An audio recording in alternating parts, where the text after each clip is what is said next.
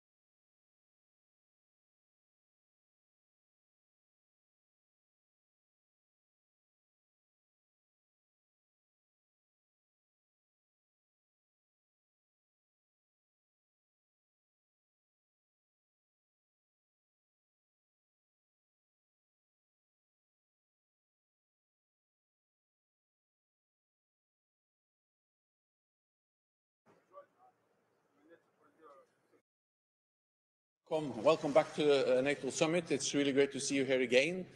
This is your second NATO Summit, and for me, that really demonstrates your personal commitment to the partnership between Australia and the NATO, a partnership we really value, because security is not regional, security is global. What happens in the Indo-Pacific matters for Europe, for NATO, and what happens in Europe matters for the Indo-Pacific.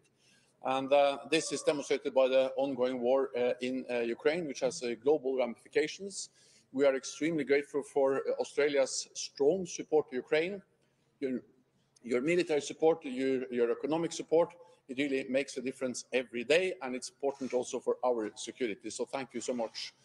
We also welcome the deepening of the partnership between NATO and Australia. We work together on issues like cyber, new technology, and also on countering hybrid threats. So this just demonstrates the importance of the partnership between Australia and the NATO. So once again, Prime Minister, it's great to have you here, and welcome to NATO Summit. Well, thank you so much, Secretary General. It is good to be here at my second NATO Summit in just over a year that I've had the honour of being Australia's Prime Minister. I want to firstly congratulate you on your reappointment, very well deserved, and for your leadership that NATO is showing to promote security, stability and prosperity in the region and indeed throughout the world. Australia stands strongly with Ukraine. We regard this as a struggle about the international rule of law, about whether sovereign nations' borders will be respected, about fundamental human rights. And we've seen the global impact as well has been a reminder to Australia that even though we are at some distance from where we are today and from the conflict that is occurring after the brutal invasion of Ukraine by Russia, we've been impacted as well. An impact in one part of the world in today's interconnected globe means that it's had an impact on our inflation, on our economy, and indeed on our people. And that's why we need to be engaged. We will continue to stand with you and stand with the people of Ukraine in the struggle that they are undertaking. And we also will continue to be engaged on issues such as cyber, on issues including we recognise the importance of NATO recognising climate change as a national security issue is something that we have in common. And I'm very pleased to be here. I look forward to coming back to NATO, though, when there is not conflict in a land war that is being involved in here. But we will be engaged in support of the people of Ukraine for as long as is necessary, and will continue to provide what support is needed to the best of our capacity. And we had another announcement very recently, and yesterday, of course, we had an announcement as well of support for a reconnaissance aircraft to be placed in Germany to provide support for the logistics that are needed to give support and aid in Ukraine. So I look forward to our discussion this morning, and I thank you for the ongoing engagement and for the invitation, giving us the honour of participating once again tomorrow in the Indo-Pacific Forum, along with Japan, South Korea and New Zealand, and then for presenting to all of the NATO members after that later tomorrow morning. Thank you. Thank you.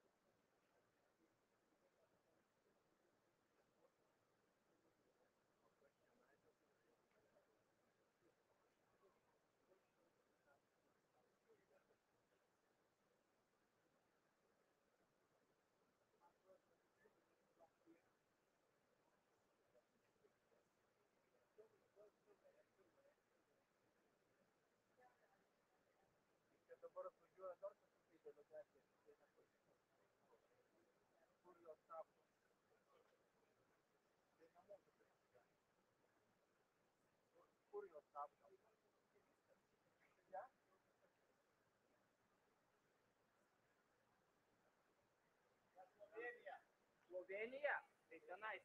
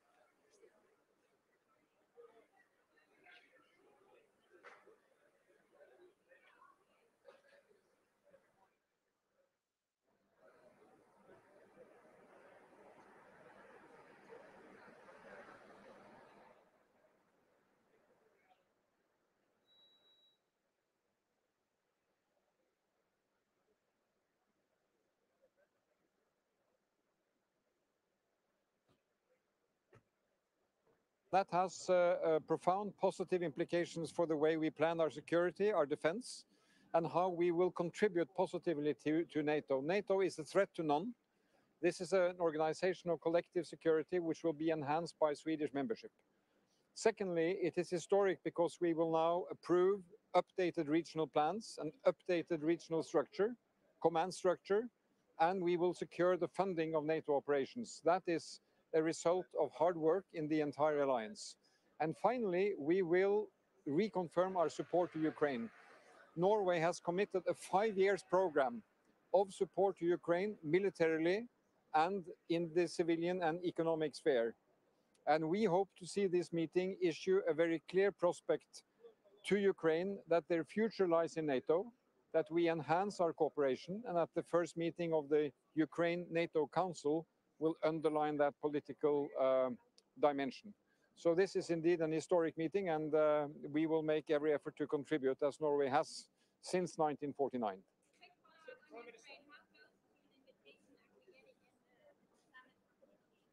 Well, I think this will be consistent with the pledge made in 2008. Ukraine has the prospect of becoming a part of the NATO family. While war is raging in Ukraine, we have to support every effort to end that war and that Ukraine can defend its sovereignty as a democratic free nation. And I think an invitation should be phrased in a way that when the time is right and allies agree, Ukraine can be allowed in. Prime Minister, people are now saying with the inclusion of Sweden and Finland into NATO, we now have the Baltic as so-called NATO lane. Do you feel there will be some retributions or enhanced military activity from the Russians in response to the fact that, as you mentioned, Scandinavia is now complete, the Baltics and northern Germany and Poland in completing that NATO lane? Think about it this way. We are all members of NATO, but we don't change as nations. Again, we are a threat to none. We want peace and stability in our region. The threat has come from Russia's aggression in Ukraine. That led Finland and Sweden to make historic decisions to join NATO. It took a bit more than a year when that was finalized. But we will still be Finland, Sweden, Norway, Iceland, and Denmark from the Nordic perspective. We will be contributing to peace, stability, and cooperation. But there also has to be solid defense and deterrence. And that has been as a result of Russia's aggression. That is the fact.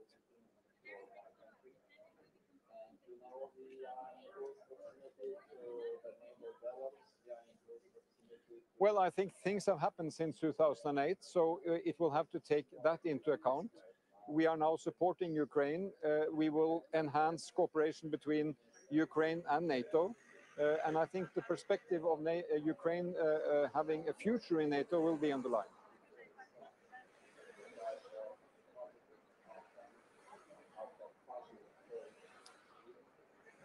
Well, there are discussions in the G7 sector of having security guarantees, assurances that is outside NATO, but I expect that to be discussed also here at the summit. Thank you.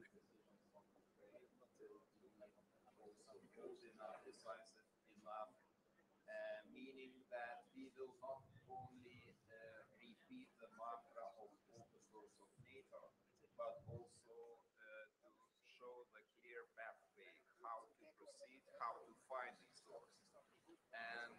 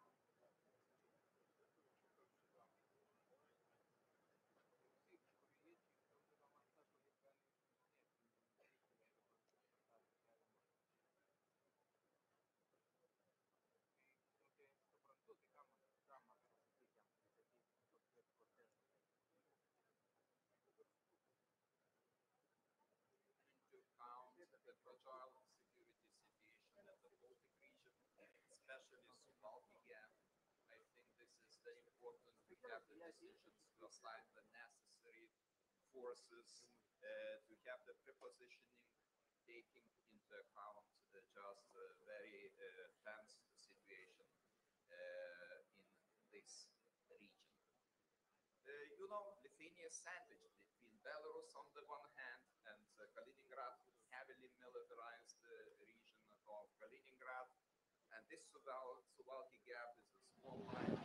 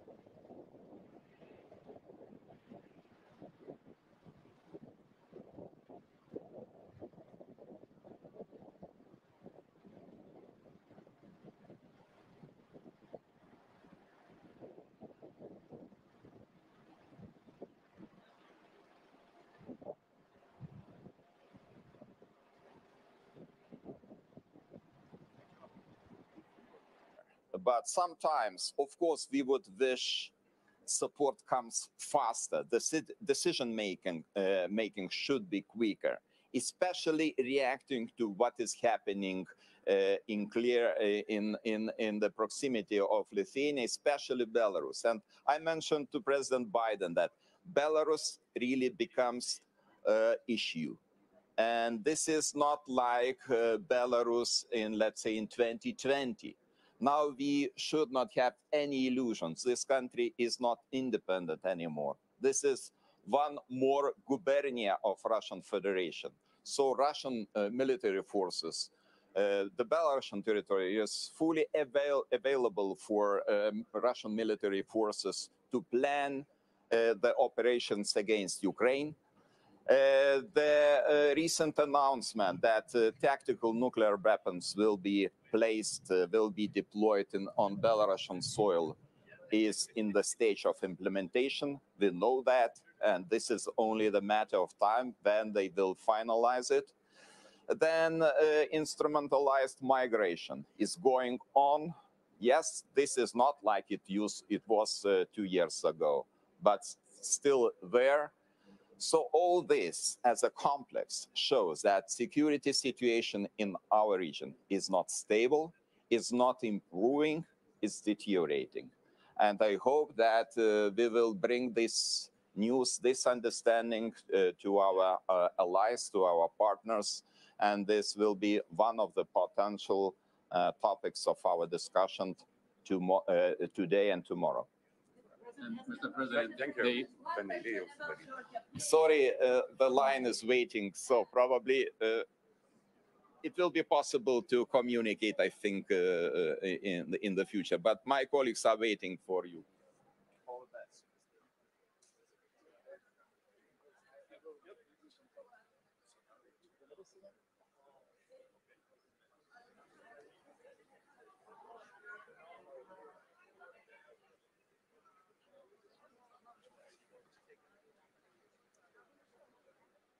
Good morning, everyone. Really happy to be here at this NATO summit. Politically, a very important summit, but also symbolically to have this NATO summit here in Lithuania and one of the Baltic countries. Main message, of course, is our unity towards Ukraine. I think what we have shown over the past 17 months was definitely unexpected from the other side, and the support that we have given, I think, is only showing what we will be able to continue. And we are in here for a long So run. it's a great day for Finland.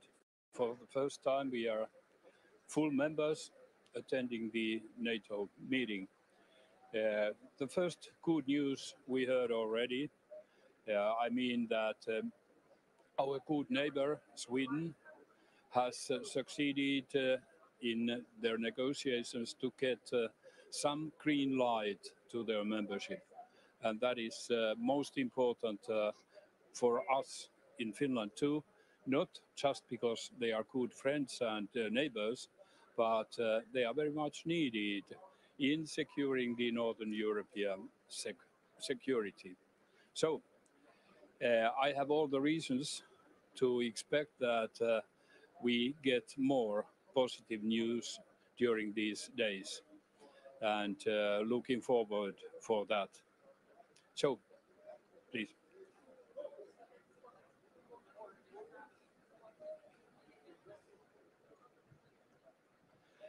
Se on selvästi vihreää valoa Ruotsille kohti jäsenyyttä, ja kyllä minä uskon, että tässä nähdään myöskin sitten käytännön toteutus. Kuulimme myöskin jo Unkarin kohdalla, että kyse onkin vain teknisestä tilanteesta, jolloin toivottavasti saamme Ruotsin mahdollisimman äkkiä mukaan täytenä jäsenenä. Se on todella hyvä uutinen Suomelle. Olen sanonut, että Suomen jäsenyys ei ole täydellinen ilman Ruotsia.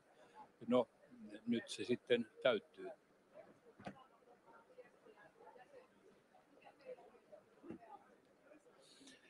Ensinnäkin koko tälle kokoukselle on varmasti äärettömän tärkeää, että kyetään antamaan hyvin yhtenäinen ja myönteinen signaali ulospäin. Tämä liittyy nyt vähän siihen pitkään keskusteluun Suomen ja Ruotsin jäsenyydestäkin, joka näytti ulospäin hivenen hajanaiselta. Nyt tuo Ruotsin kohdalla ratkaisu on selvä askel siihen, että täällä signaali on paitsi Ruotsin jäsenyys, niin myöskin tietty yhtenäisyys. Ja uskon, että tuon Ukrainan tilanteen kohdalta löytyy sellainen formulaatio, josta voidaan olla yksimielisiä. Ja sitten tulee olemaan mielenkiintoista nähdä, miten presidentti Zelenski omalta kohdalta asian näkee, kun hän tänne saapuu.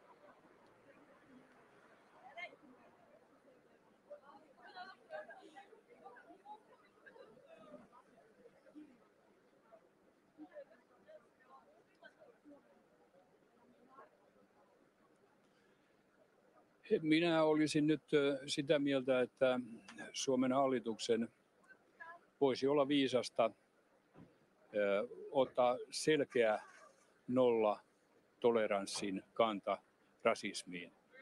Jos hallitus tällaisen kykenee ottamaan, niin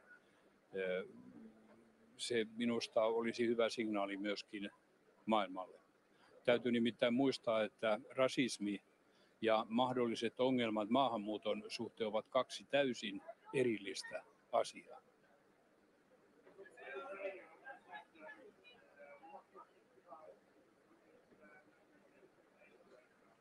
Well, we are surely very delighted.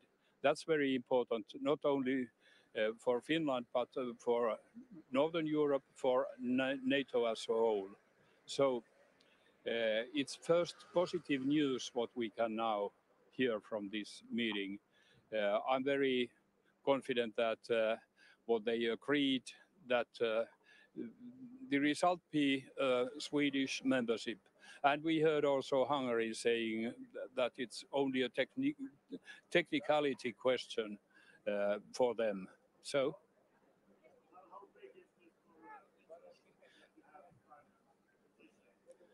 I have said many times that our membership is not complete without Sweden. So nu det är fullständigt.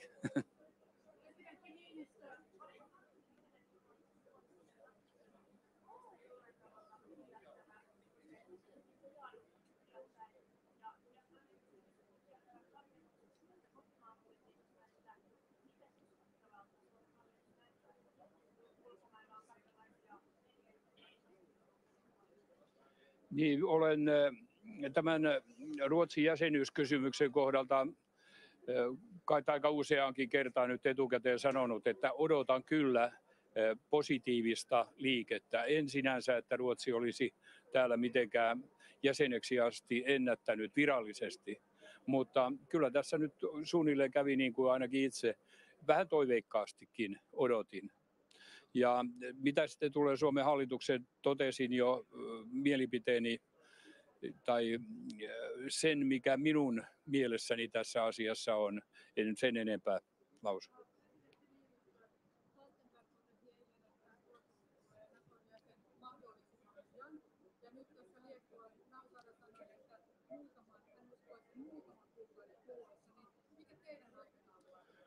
No, minusta kaikkein tärkeintä on nyt se, että meillä on vihreää valoa ja vielä tärkeämpää, että voimme luottaa siihen. Aikataulutus on sitten varmasti vähän tällainen valtio-opillinenkin kysymys sekä ehkä Turkissa että Unkarissa, mutta kyllä minä vähän ripeämpää aikataulua odottaisin kuin kuukausissa monissa.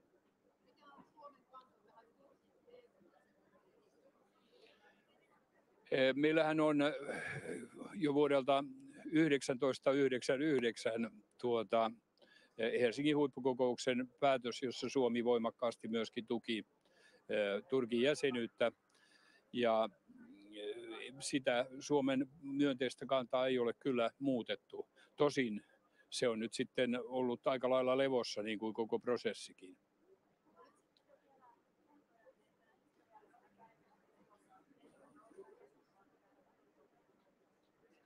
No me olemme tietysti kokeneet tässä vuoden mittaan jo montakin historiallista hetkeä, mutta kyllä ne aina säväyttävät ja totta kai vaikka olen tässä kokouksessa moneen kertaan ollut siis kumppaniroolissa, niin onhan tämä nyt ihan toista. Upea tunne ja todellakin kiitos kaikille suomalaisille siitä, että me tällaisen ratkaisun osasimme tehdä juuri oikeana aikana.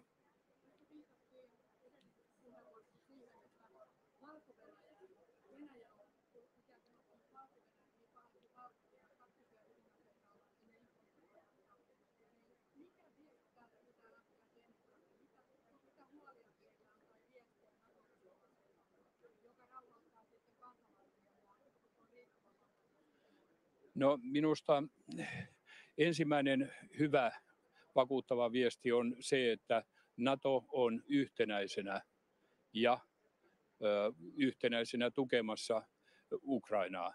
Se on vahva viesti kuitenkin.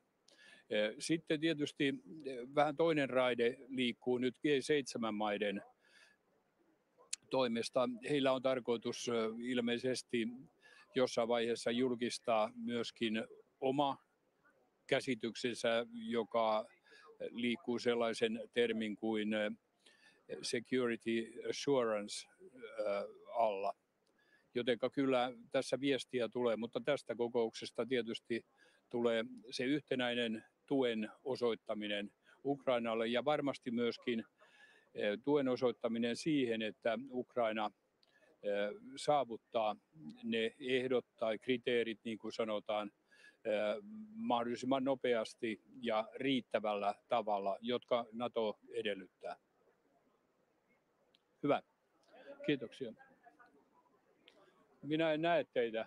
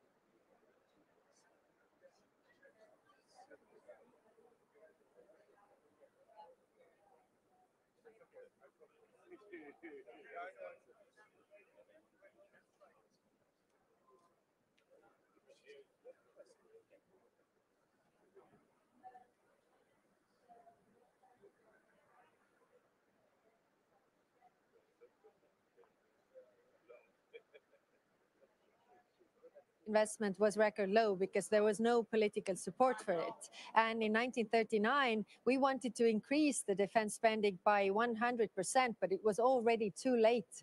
And with the defense spending, we can't act when the crisis is here. We have to act before, because that means procurement, that means production, and all of it. And when in 1988, all the allies were investing 2% to defense, it was because they felt that the threat is real. And now the threat is very real as the conventional war is going on. So I really urge all the allies to do it faster.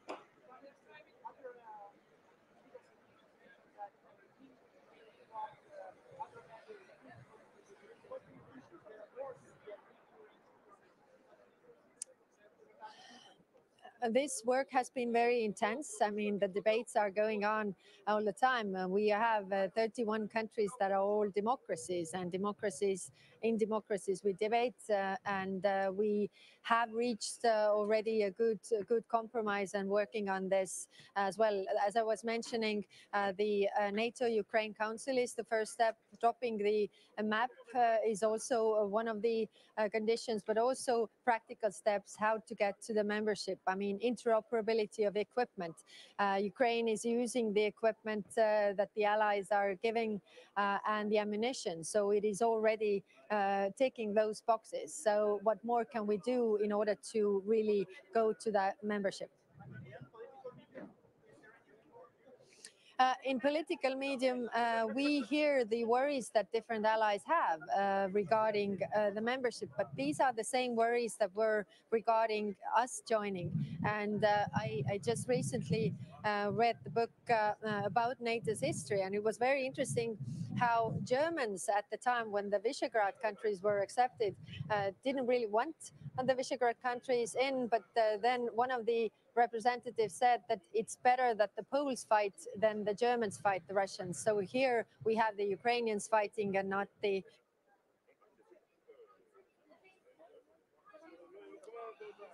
I just got here from Latvia, where Canada made a significant investment in doubling our troops on the ground over the coming years, because we know how important it is to continue to stand strong on NATO's eastern flank. Defending our values and our territory is more important than ever, given what we've seen from Russia over these past number of months and indeed years since the invasion of Crimea. Canada has continued to step up on training. We continue to step up on direct support for Ukraine, about $8 billion worth of support. And we're going to continue to be there, which is why we're so glad to see everyone coming together on a clear path for Ukrainian accession to NATO when conditions allow. Also want to highlight what good news it is to have seen the forward movement on welcoming in Sweden to NATO. Canada was the first country to ratify NATO's accession, Sweden's accession to NATO, and we're very pleased to be it. Le Canada a doublé ses intentions en termes de troupes au niveau de la Lettonie. On va continuer d'être là pour appuyer l'Ukraine, et on va continuer d'être là pour être un partenaire fort à l'OTAN. Merci beaucoup tout le monde. Thank you. Répondre aux objectifs que nous nous étions donnés à Madrid. Et je me félicite de l'accord qui a été obtenu hier pour justement l'entrée de la Suède, et heureux aussi d'avoir la Finlande qui sera autour de la table avec nous comme membre. Vous savez que la France a soutenu cet agenda. C'est aussi un message très fort de soutien à tous les membres de l'Alliance, et vous savez que la France, depuis le début de cette guerre, a renforcé sa présence avec 1000 de nos soldats qui sont présents en Roumanie, 300 en Estonie, plus une police aérienne qui fait que la France est un grand contributeur du renforcement de l'OTAN sur son flanc Est. Et puis compte tenu de la situation et de la contre-offensive qui est menée par l'Ukraine, j'ai pris la décision d'accroître les livraisons d'armes et d'équipements et de permettre d'avoir justement des capacités de frappe dans la profondeur aux Ukrainiens, toujours en gardant la clarté et la cohérence de notre doctrine, c'est-à-dire permettre à l'Ukraine de défendre son territoire. Et donc, nous avons décidé de livrer de nouveaux missiles permettant des frappes dans la profondeur à l'Ukraine. Ce sera déployé conformément aux engagements que nous avons pris avec eux. Merci beaucoup.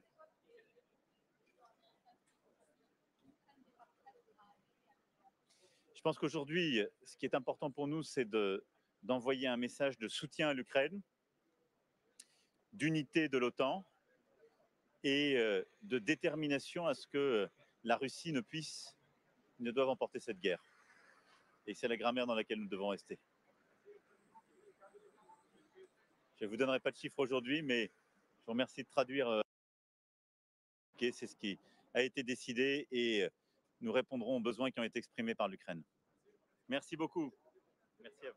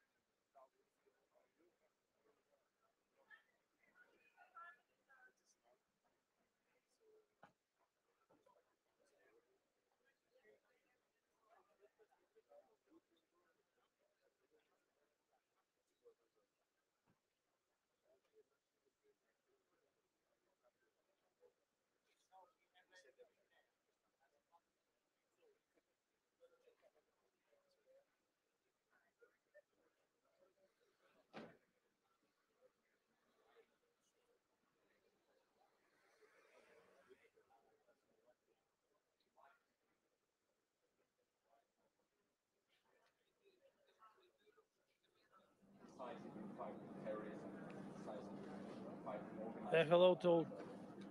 This is a very... Прво, ова е исклучително важен состанок, доаѓа во многу важен момент, во момент кога практично се води војна од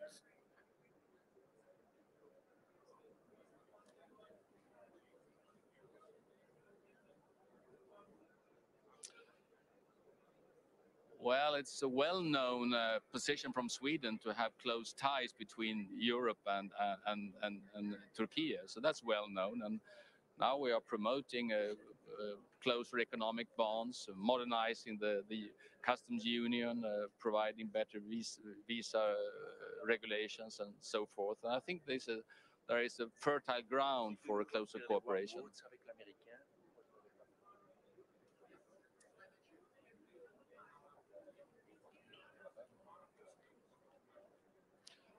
Well, I think it's, as I said, the Swedish position on cooperation between the EU and Turkey, that is decades long, so that's nothing new at all. And we just recently agreed within the EU on a wording that we, during the fall of this year, will restart talks about how to regain a better cooperation with Turkey. So nothing is new in that, I would say, but it's good. Yeah. Några svenska medier som vill någonting?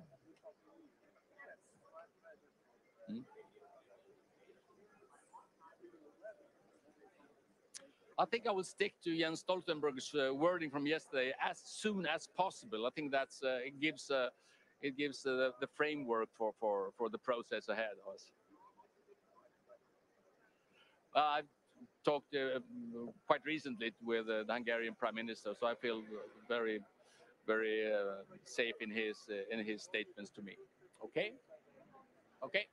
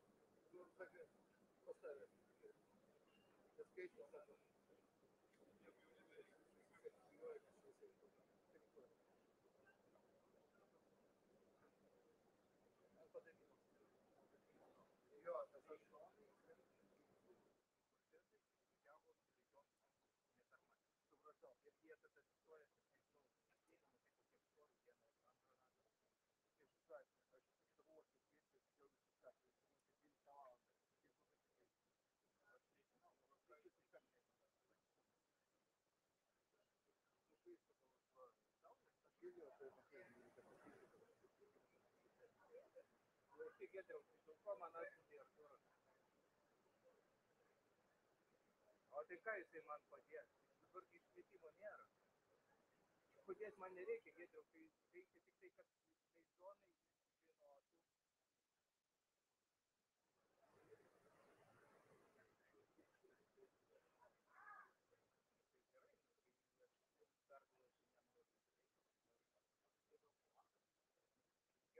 Gerai, mes susitarėme.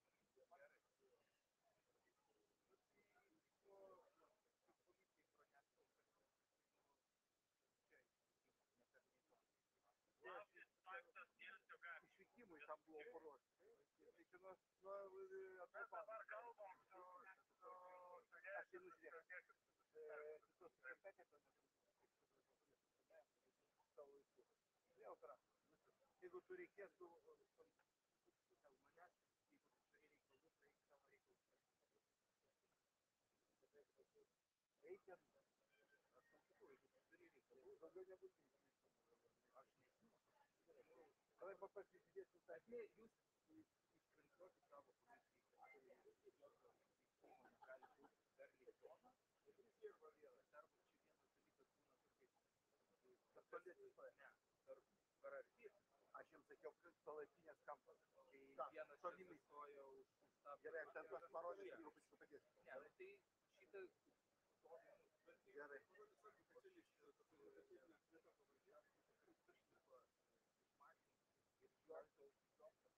Aš jums sakiau savo stebėti, išlipti tam, kad stebėtų tave. Ką tu darai, ar tu davai, ar davai. Nu, tai...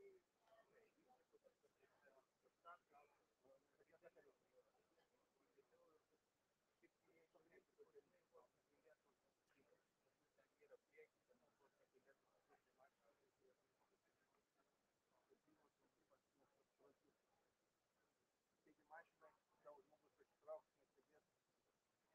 Kad stebėtų Amerikos įsilimo vasarį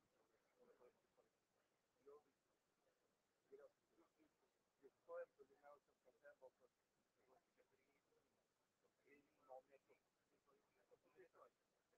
tai aš tada ten atsistoju į tą dalyką pabaigti. O patys. Bet vardų nežinau. Gerai, jau atėjau aš mano atėjau tam. Tai gerai, tada aš traukiuosi iš žurnalistų. Gerai?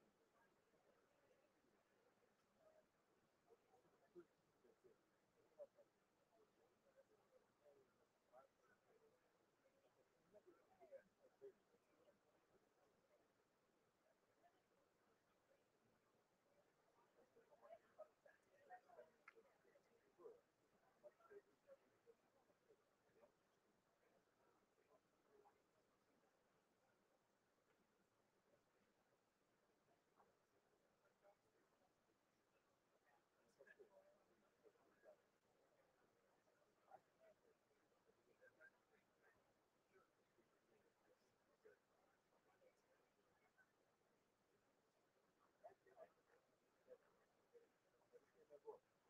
Таке здорово, став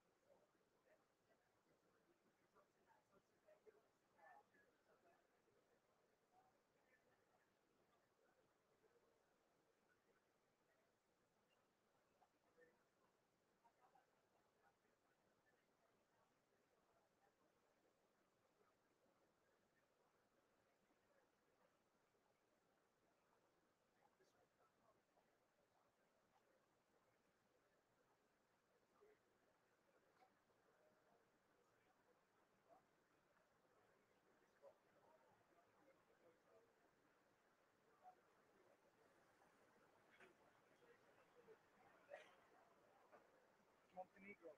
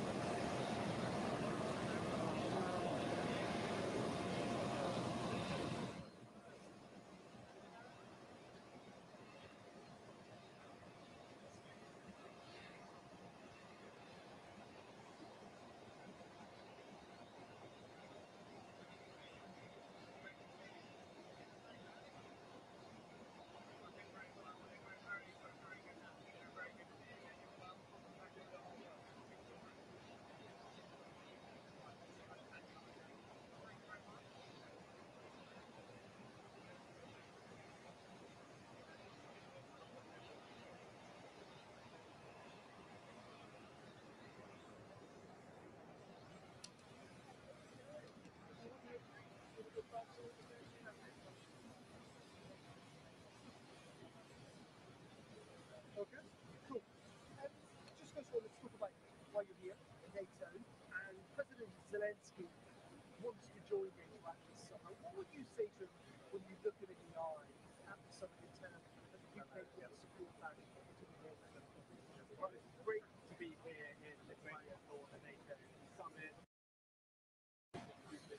War in Ukraine has reminded us the enduring unity and importance of this very special military alliance, which the UK has been at the heart of for its entire time of its existence. And priorities for this summit are to strengthen that alliance so that we can face the threats of the future and protect ourselves as an ally.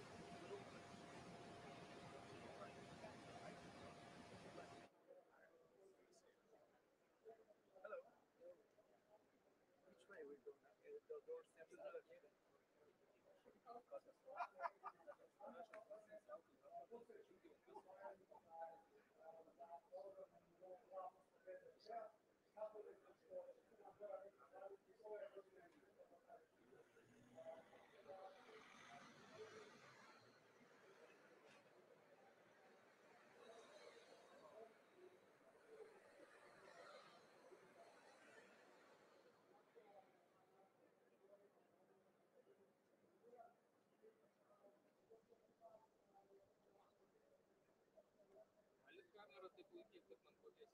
The doorstep is not here.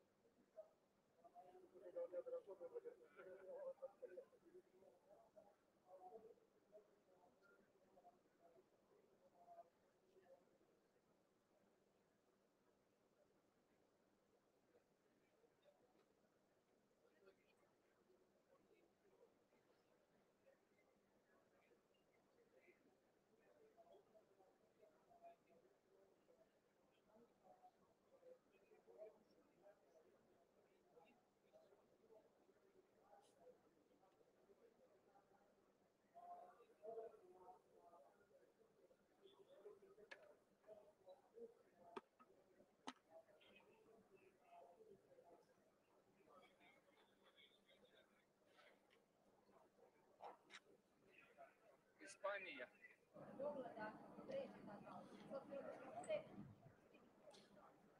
Tako je, pa ove godine će negdje fokus biti na to da neće više biti samo cilj dostizanje 2% izdvajanja u odnosu na BDP za odbranu, nego će to upravo biti negdje najmanji dio koji treba izdvajati.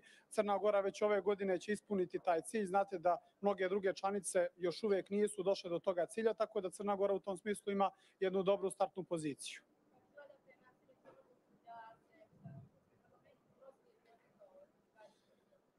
Pa mi smo svi srećni što je upravo ovaj summit, prvi summit na kome Finska učestvuje kao punopravna članica, a upravo su i juče došle dobre vijesti sa sastanka između predsjednika Erdogana i predsjednika vlade Švedske, gdje je odmrznut proces ratifikacije ulaska Švedske u NATO, tako da ja očekujem da to u turskom parlamentu ubrzo bude i okončano, čime će Švedska postati još jedna 32. punopravna članica NATO alijanse. Mislim da svaka zemlja ima svoje pravo da bira svoju spoljnu politiku i da građani iz svake od tih zemalja su izabrali i to je to što imam tu da kažem. Zahvaljujem.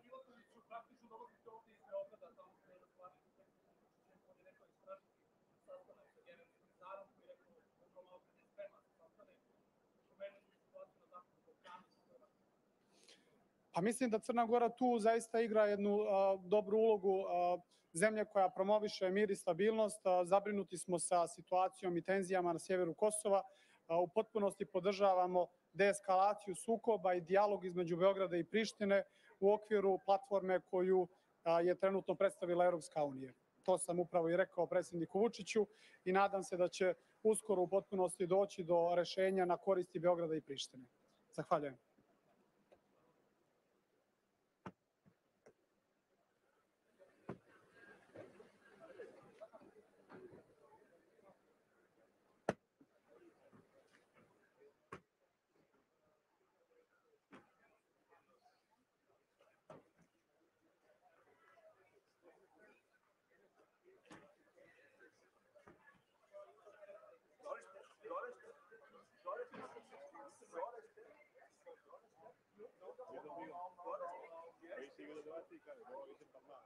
Pues igual que yo.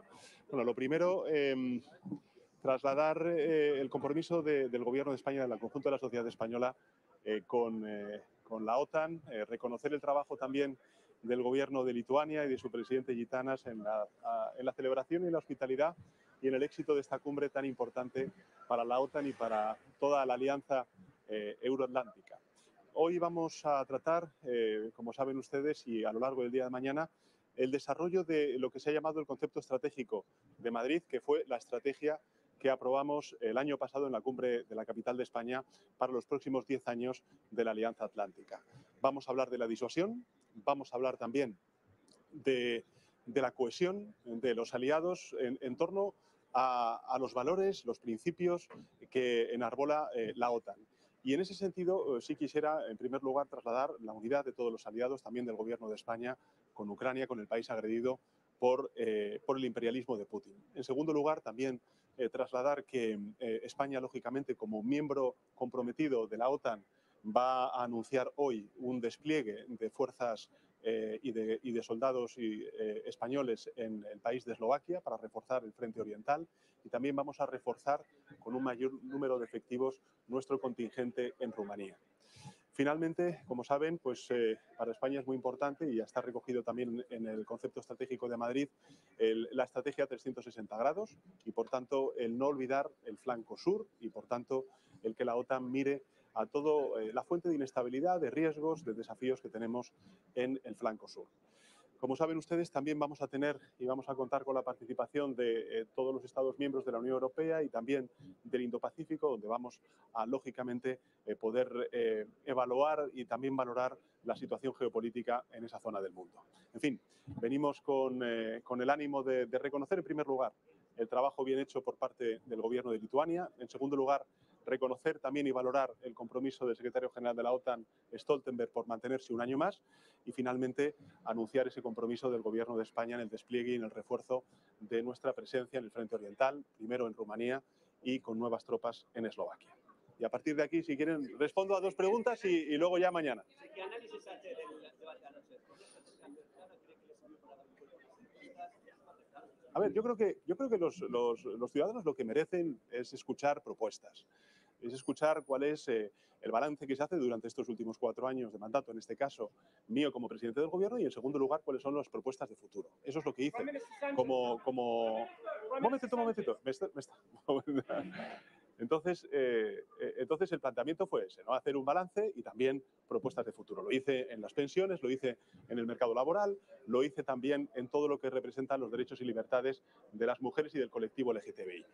En fin, enfrente que tuvimos. Bueno, pues tuvimos a un señor Feijóo que ante la absoluta ausencia de proyecto político y de programa, pues lo que hizo fue, bueno, pues plantear una montaña de mentiras. El uso descarnado, como hemos visto durante estos últimos años, de un terrorismo, el de ETA, que desapareció afortunadamente porque lo venció la democracia española hace 11 años y, por tanto, yo salgo satisfecho de este debate. Creo que ha sido un debate donde se han clarificado muchas cosas y, sobre todo, lo que ha quedado meridianamente claro es que quien tiene un proyecto de país, de presente y de futuro, es el Partido Socialista y no el señor Feijóo. Prime Minister, very good to see you. It's good to hear you say so. In terms of Europe paying for its own defence, something that various US administrations have berated you, have berated the Germans, have berated many for. Is Europe willing to not only talk about spending more, but actually spend more on its own defence? We're actually talking and we're actually spending more in defense, not only on the total amount, but also on the investment package. So I think it's important, it is crucial to reinforce and strengthen our ties, our collaboration with the European Union strategy on defense and also the NATO goals and the NATO commitments that we reached and we assumed in Wales some years ago. La última, venga.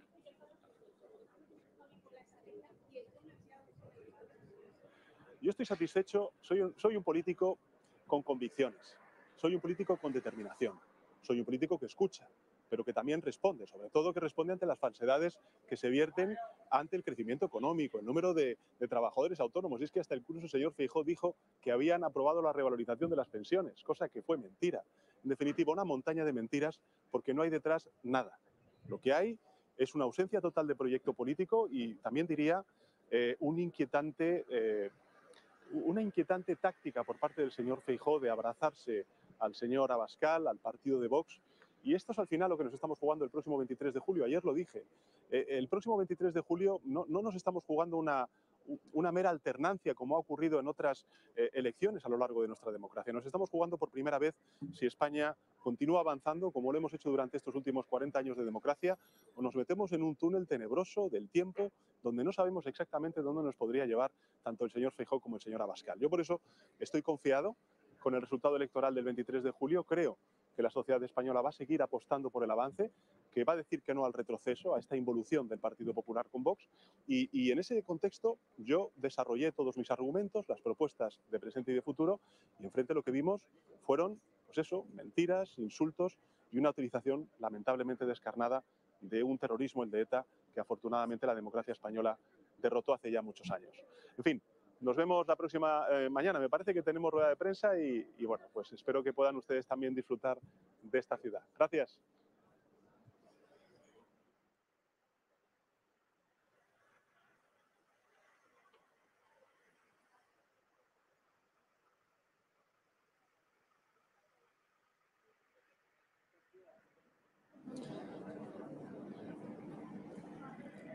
After more than 500 days of war that Russia is waging in Ukraine, NATO allies are coming together once again here in Vilnius.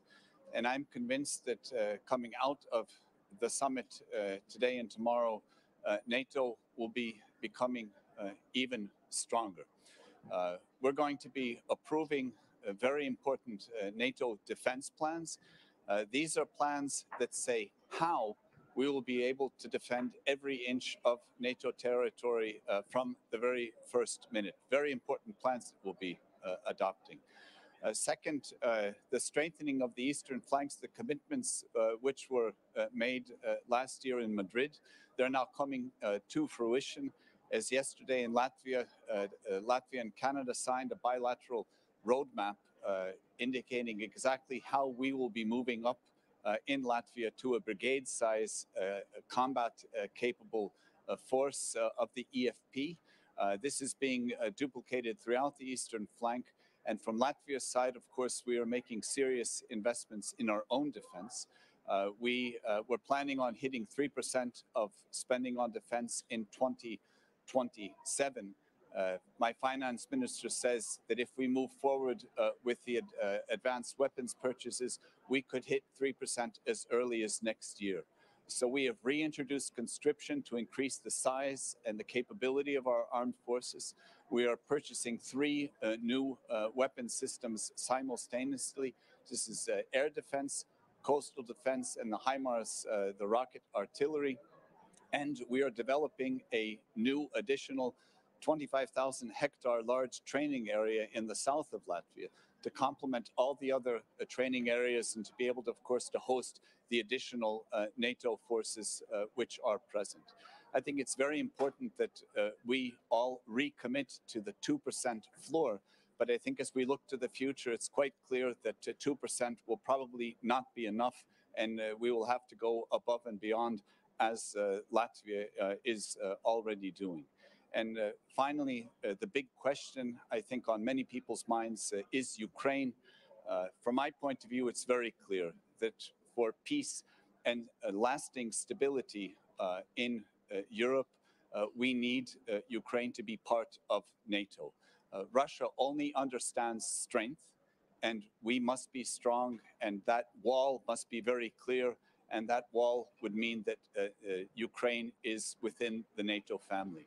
Regarding the next couple of days, I think it's important that we take some concrete steps to move in this direction, that it's very clear that this direction is being undertaken, and that we as NATO allies send a strong enough signal to our Ukrainian friends and partners. Not only do we need to, of course, to continue to supply them with ammunition, with weapons, with money, with humanitarian aid for as long as it takes for them to win this war, but we have to think seriously about what happens afterwards and how to ensure a lasting peace. I'm convinced that's the only way to secure that lasting peace. But today, I'm convinced that as we go into the room, we will come out even stronger than we are today. Prime Minister, is there an appetite from European nations to get to the 2%? I hear your aspirations for bigger north of that. I see what the Poles are doing. I see what the United States and other nations are doing. The largest nations in Europe are struggling to get to 2%. I talk about Germany mainly as well. How do we reach 2%, let alone get to 3%? Well, many things have changed in the past year. So the German government indicated their Zeitenwende, which includes a 100 billion euro investment package for defense. These monies are now starting to come into the system. When these monies are in, they will be at the 2%. So the German is, of course, we need to see all of that come in. But the thinking around the room, around the table has changed since everyone sees that Russia is not only a theoretical threat, it is a very real threat right on our doorstep. And we must be strong, and Russia must understand that we are not only strong in words, but strong also in capabilities.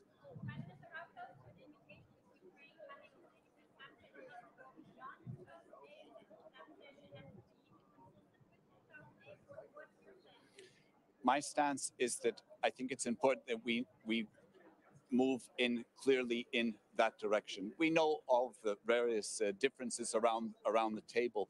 These are nuanced differences. It seems everyone agrees that that ultimately will be the landing zone.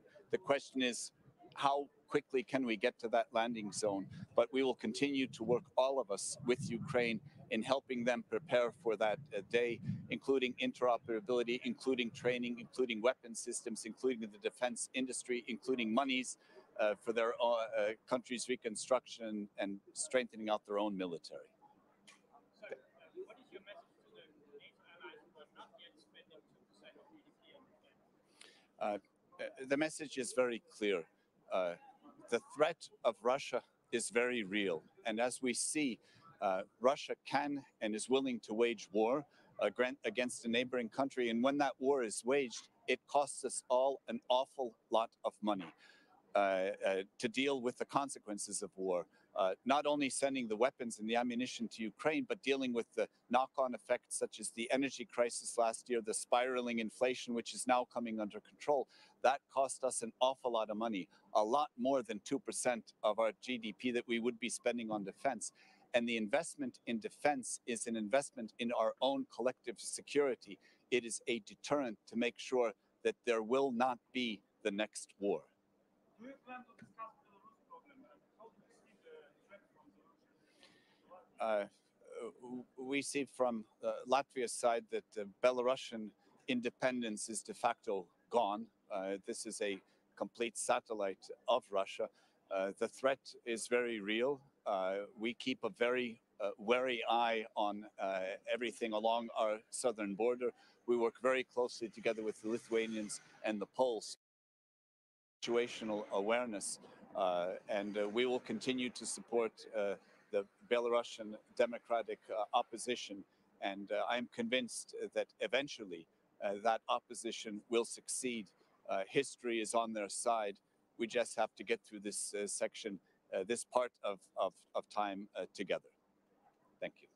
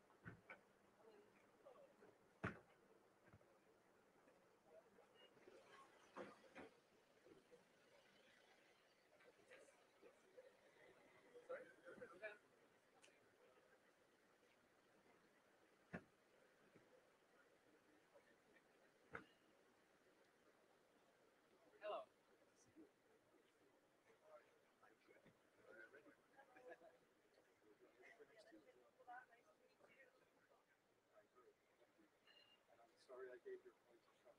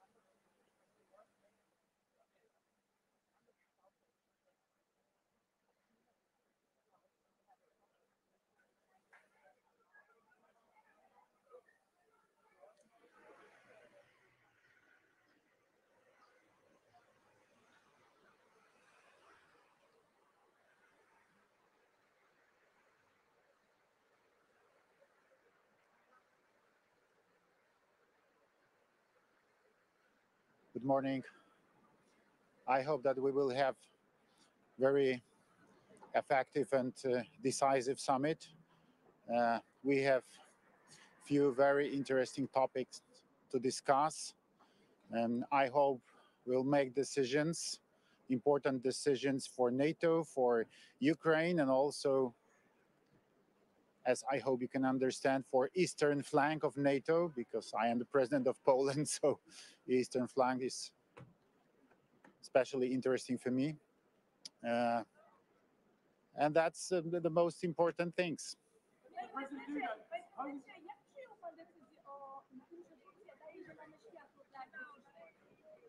To jest bardzo, bardzo dobra wiadomość.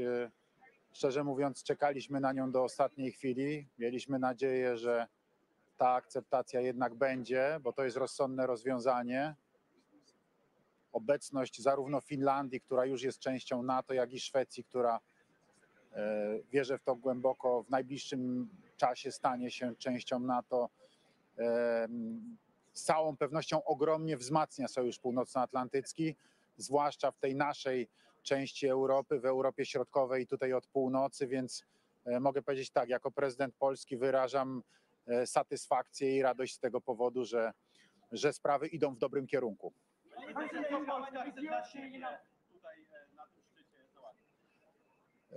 Polska na szczycie NATO jest częścią Sojuszu Północnoatlantyckiego. Sojusz Północnoatlantycki musi być jednością.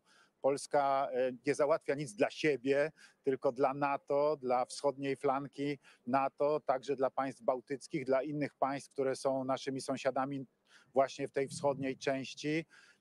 Dbamy także o interesy naszego sąsiada Ukrainy, który dzisiaj jest, jak wiemy, od ponad roku w stanie wojny, bo broni się przed brutalną rosyjską agresją i będziemy czynili wszystko, żeby zapewnić pokój. Naszym interesie jest to, żeby Rosja musiała wycofać się, opuścić okupowane terytoria Ukrainy, żeby przywrócony został prymat prawa międzynarodowego i wierzymy tutaj głęboko, że NATO jako całość, jako najsilniejszy sojusz obronny na świecie wesprze w tym Ukrainę i będzie prowadziło skuteczną politykę, która do tego doprowadzi.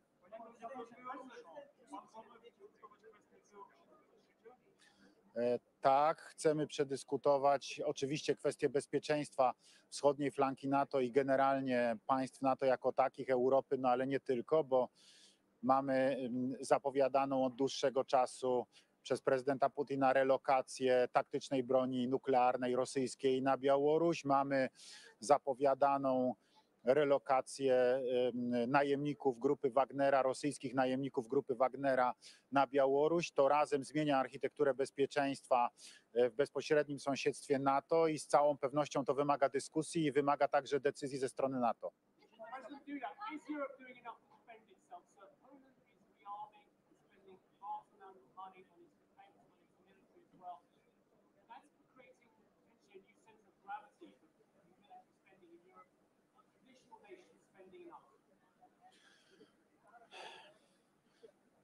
We know and we understand what's the situation. We are neighbors of the Ukraine. Ukraine is now under Russian invasion.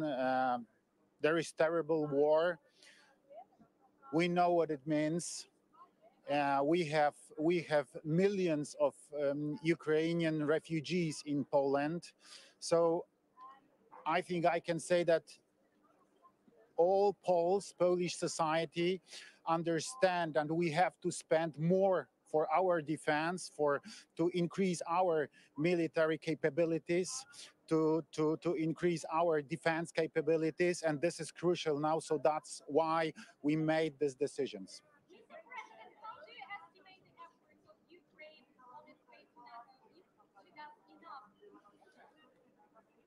I have one message.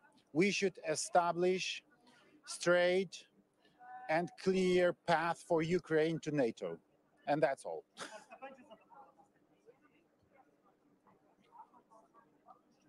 O, mam taką nadzieję, uczestniczymy w ich przygotowaniu. Dyskutujemy nad nimi.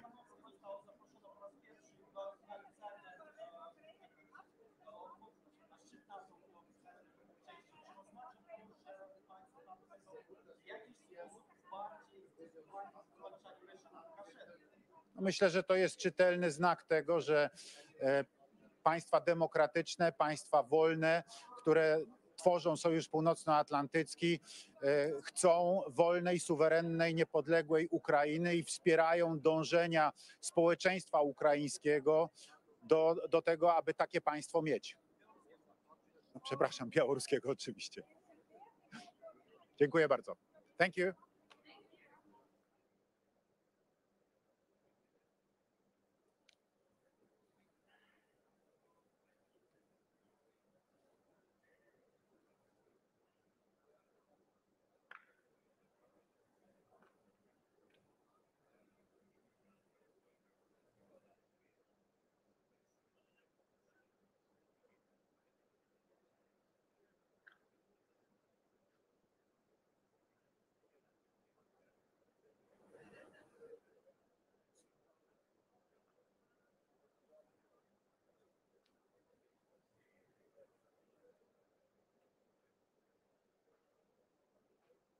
Weitet, was wir an Unterstützung gewährleisten. Und wir werden das in den nächsten Jahren auch weiter tun. Gerade jetzt ist noch mal ein neues Paket von knapp 700 Millionen Euro geschnürt worden, das uns in die Lage versetzt, die Ukraine jetzt unmittelbar weiter zu unterstützen. Alles zusammen wird es hier darauf ankommen, die gefundene Einigkeit und Solidarität auch weiter voranzubringen. Und dazu zählt natürlich auch, dass wir all die wichtigen Entscheidungen treffen, die erforderlich sind, damit die NATO sich auch als Verteidigungsbündnis gut neu aufstellt. Denn wir müssen uns ja gegen eine Bedrohung unseres Territoriums wappnen. Und das ist mit den Entscheidungen, die hier getroffen werden, auch verbunden. Dazu zählt im Übrigen ja auch die Entscheidung, dass mindestens 2% der Wirtschaftsleistung für Verteidigungskriterien ausgegeben werden soll. Deutschland ist mit den Mitteln, die wir im Haushalt bereitstellen, unserem Sondervermögen nächstes Jahr in der Lage, genau das zu erreichen.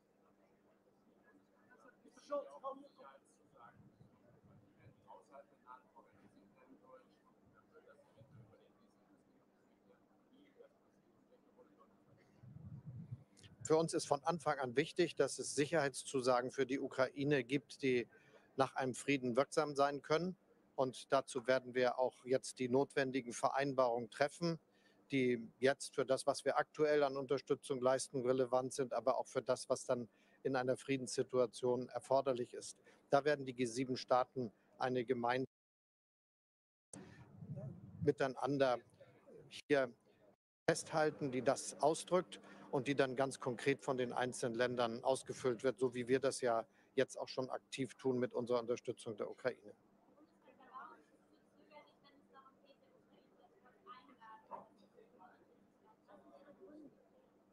Es ist ganz wichtig, dass wir hier eine gemeinsame Entscheidung treffen als NATO zu der Frage, wie das, was wir in Bukarest entschieden haben, auch weiterentwickelt werden kann.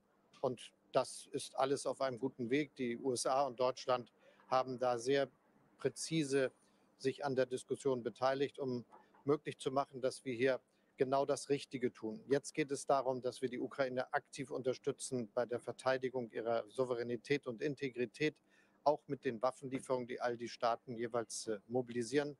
Deutschland ist ja nach den USA der zweitgrößte Unterstützer der Ukraine. Und wir werden das ja auch in Zukunft sein. Das gilt dann um die Sicherheitsgarantien, die Frage, wie das sich für die Zukunft entwickelt.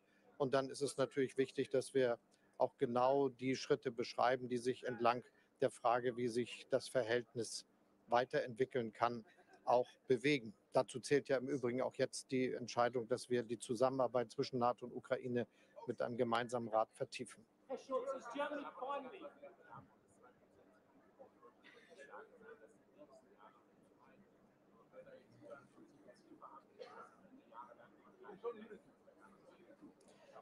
Deutschland hat einen großen Schritt vorwärts gemacht und wir werden in der Lage sein, das 2%-Ziel einzuhalten. Mit den Mitteln des Bundeshaushaltes und mit den Mitteln des Sondervermögens ist das vorbereitet. Und wir werden gleichzeitig dafür Sorge tragen, dass das auch in Zukunft so geht. Mein Eindruck ist, dass viele Staaten, die zur NATO dazugehören, jetzt aber auch sich auf den Weg gemacht haben, sodass dieses Ziel, das wir hier vereinbaren, anders als als in den letzten Jahren. Eines ist, dass realistisch in kürzerer Zeit von den Mitgliedstaaten der NATO auch umgesetzt wird, was natürlich unsere gemeinsame Fähigkeit zur Bündnisverteidigung auch erheblich stärken wird. Und das, finde ich, ist ein ganz guter Fortschritt.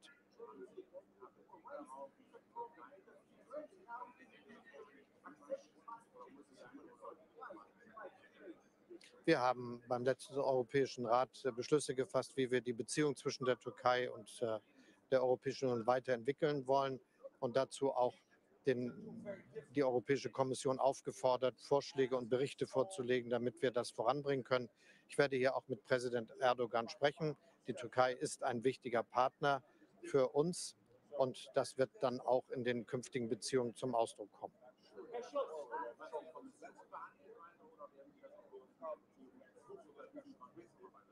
Es ist eine Frage, die auch ganz konkret, wenn ich mich mit Präsident Erdogan hier treffe, eine Rolle spielt, wie wir unsere Beziehungen weiterentwickeln können.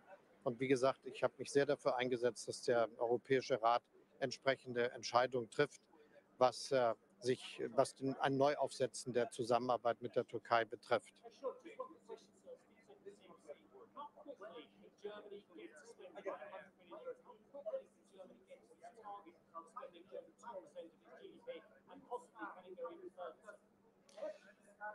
Deutschland wird schon im nächsten Jahr 2% der Wirtschaftsleistung für die Verteidigung ausgeben. Mit den Mitteln unseres Budgets und des Sondervermögens wird das auch erreicht werden. Und wir werden jetzt dafür die Sorge tragen, dass, wenn das Sondervermögen aufgebraucht ist, wir dann aus den regulären Haushaltsmitteln dauerhaft diese Finanzierungsgrundlage weiter gewährleisten können. Thank you.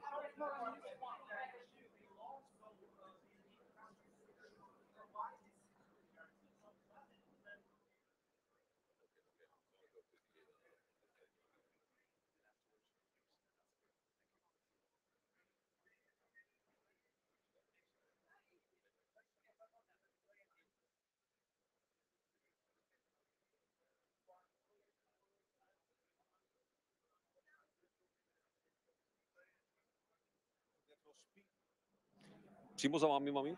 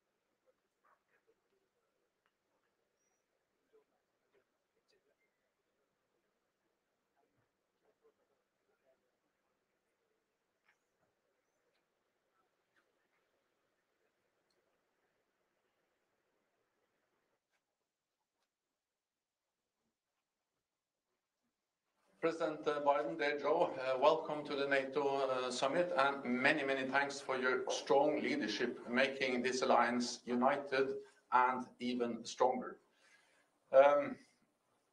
This summit is already historic because the agreement we made yesterday will make Sweden a full member of NATO. And that will make our alliance even more capable of defending all allies. At this meeting, we will also send a clear message to Ukraine that we stand by them as long as needed, and also that we agree on united and positive message on the path forward for Ukraine and membership for Ukraine. Another major message from this summit will be that we need to invest more in our defense. And we will agree a new defense investment pledge, where we state clearly that 2% of GDP for defense is a minimum. The good news is that European allies and Canada are stepping up. This year, we have new numbers showing that they have added 8.3% in real terms for their defense budgets. This is record high, and that demonstrates that allies are delivering on their commitments. So once again, Mr. President, it's great to have you here at the NATO summit. It's good to be here, and thank you for continuing to deliver. As I've made no mistake, the press is not at all surprised. I've been touting the fact that I think it's really important at this critical moment in Ukraine, in the whole NATO issue, that you continue to lead NATO. You're trusted. No one knows the situation that we're facing better than you do. And this is a historic moment. The adding of Finland and Sweden to NATO is consequential. and your leadership really matters. And we agree on the language that we proposed, that you proposed, relative to the future of Ukraine being able to join NATO. And we're looking for a continued united NATO. They've heard me say, my American president heard me say many times, I still think that that President Putin thinks the way he succeeds is to break NATO. Not going to do that, especially with you as leader. So thank you for willing to do it. Thank you so much. Thank you. Thank you. Thank you all. Mr. President, what is your role in getting Turkey to agree, Mr. President? Mr. President, why weren't you at the signing?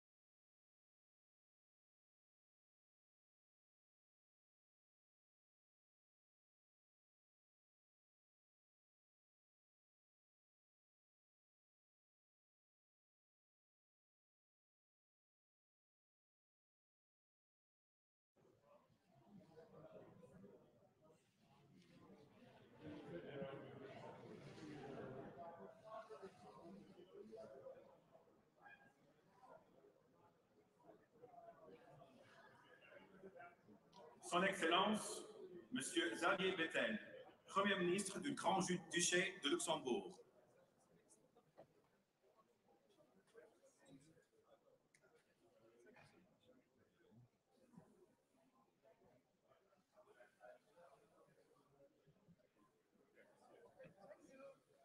Son Excellence, Monsieur Emmanuel Macron, Président de la République française.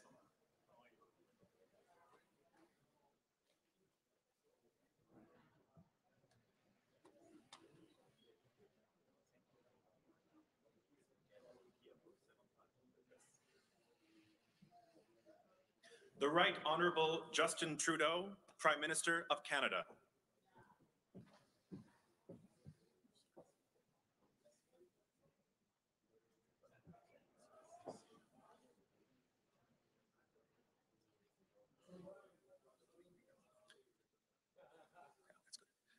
Her Excellency, Ms. Kaja Kallas, Prime Minister of the Republic of Estonia.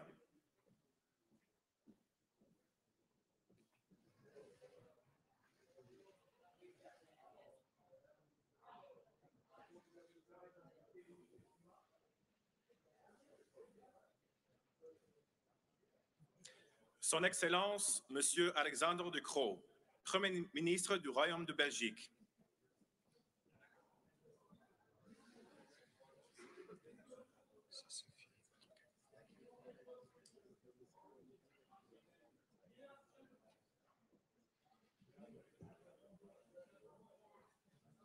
His Excellency, Mr. Krišjānis Kariņš, Prime Minister of the Republic of Latvia.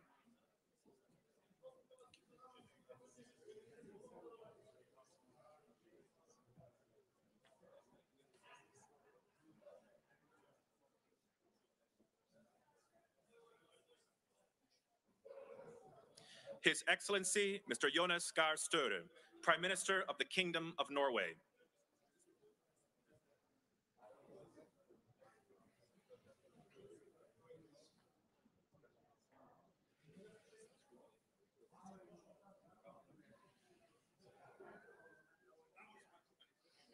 Her Excellency, Ms. Katrín Jakobsdóttir, Prime Minister of the Republic of Iceland.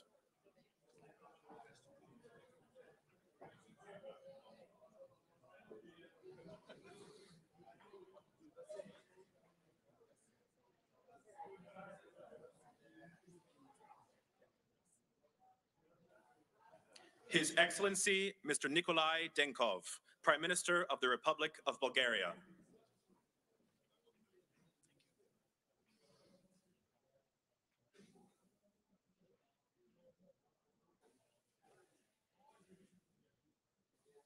His Excellency, Mr. Petr Pavel, President of the Czech Republic.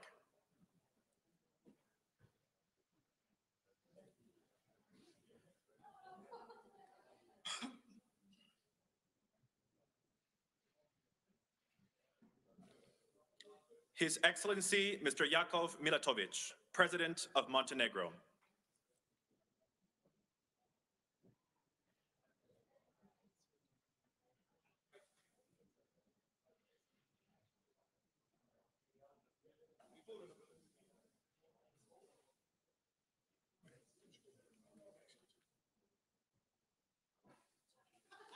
His Excellency, Mr. Mark Rutte, Prime Minister of the Kingdom of the Netherlands.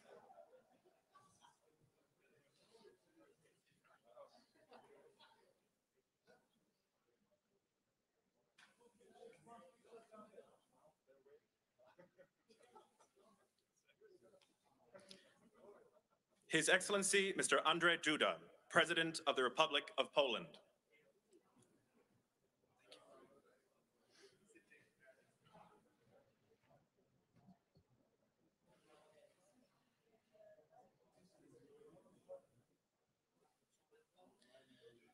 His Excellency, Dr. Robert Golob, Prime Minister of the Republic of Slovenia.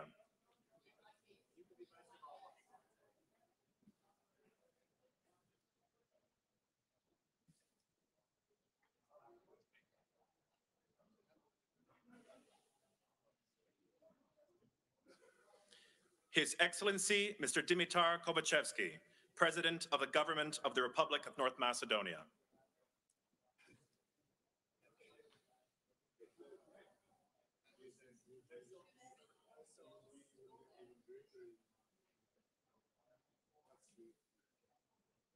His Excellency Mr. Zoran Milanovic, President of the Republic of Croatia.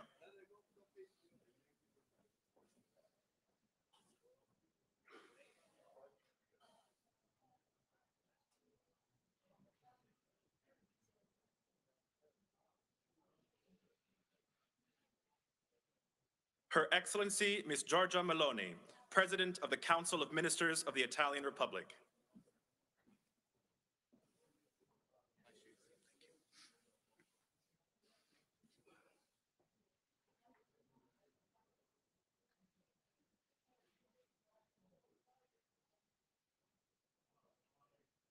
The Right Honourable Rishi Sunak, Prime Minister of the United Kingdom of Great Britain and Northern Ireland.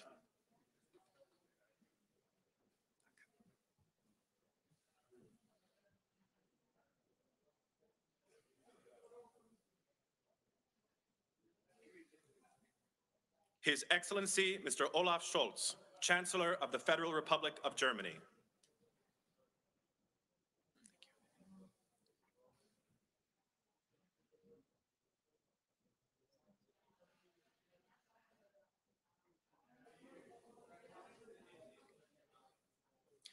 Her Excellency Ms. Mette Frederiksen, Prime Minister of the Kingdom of Denmark.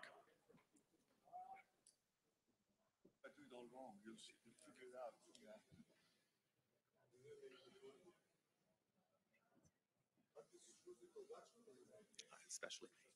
We were actually at the request of us waiting. His Excellency Mr. Kyriakos Mitsotakis, Prime Minister of the Hellenic Republic.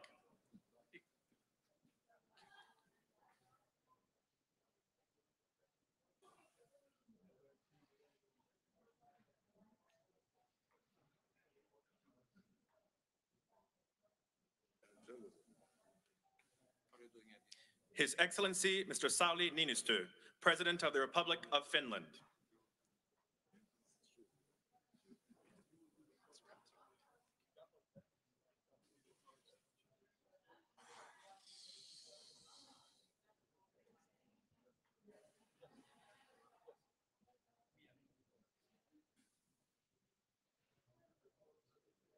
His Excellency Mr. Edi Rama, Prime Minister of the Republic of Albania.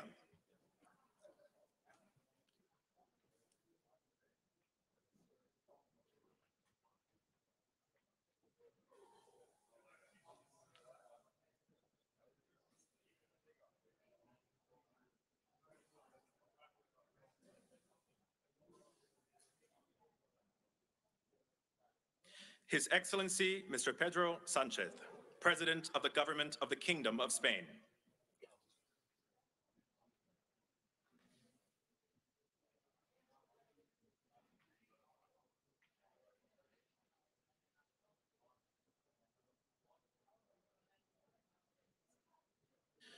Her Excellency Ms. Zuzana Chaputova, President of the Slovak Republic.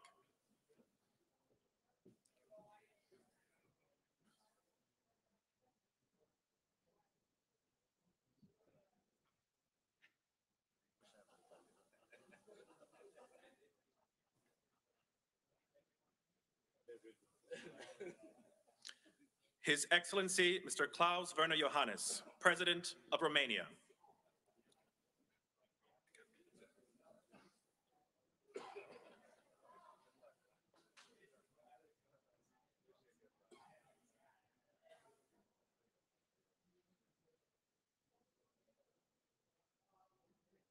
His Excellency Mr. Antonio Costa, Prime Minister of the Portuguese Republic.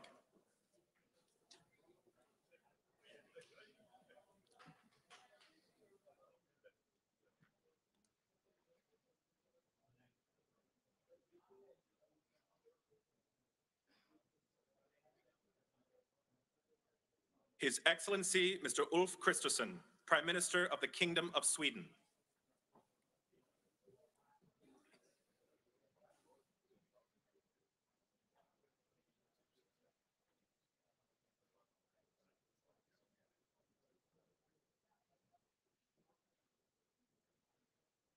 His Excellency Mr. Viktor Orban, Prime Minister of Hungary.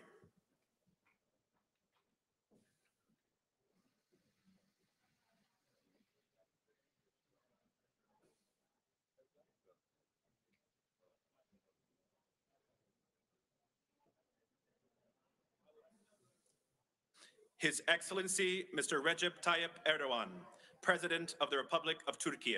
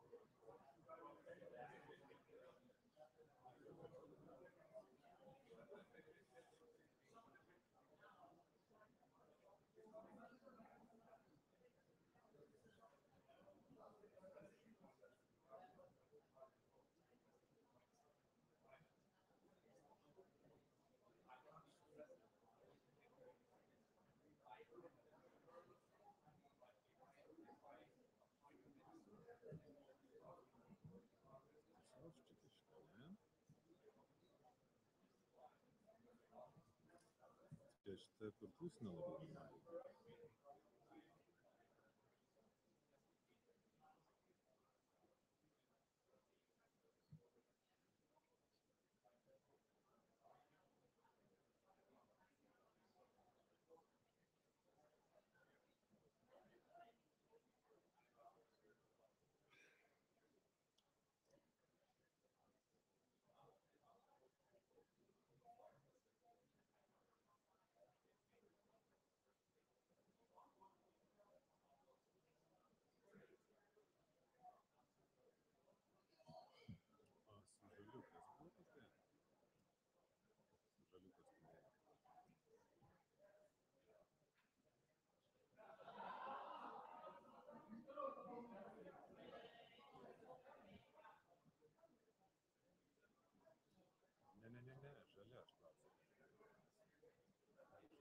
Moteris žalia galiu pasitinėti, nes pagrindinis jie taip nužiūrinėja, o jis totaliai visi tikrai ne vieną kartą atsisukus kameras, tai juokinga būtų. Žinai, kai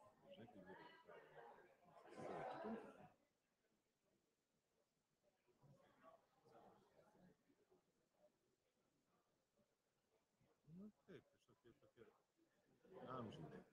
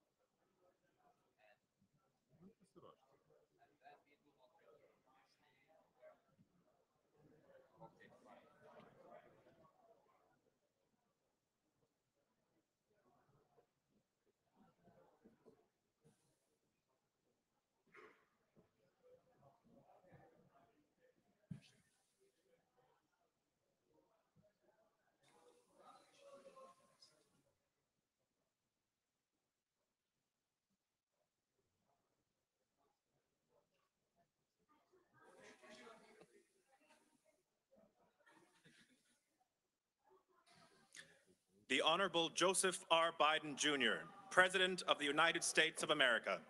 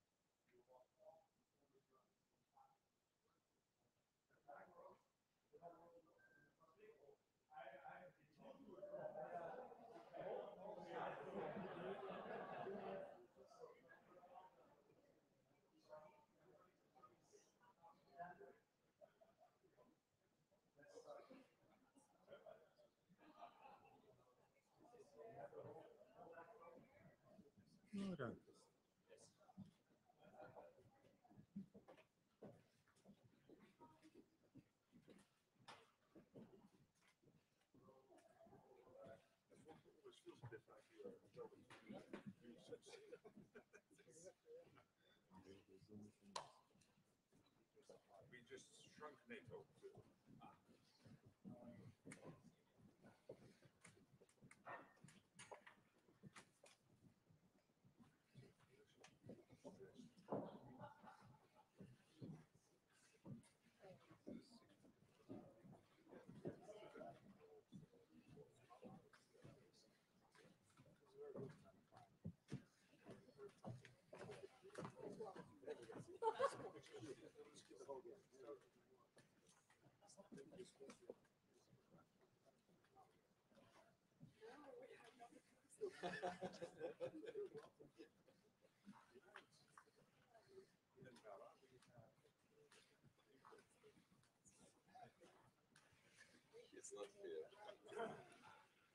Your Excellencies, for the family photo, we would invite you to look in the central camera for 8 seconds.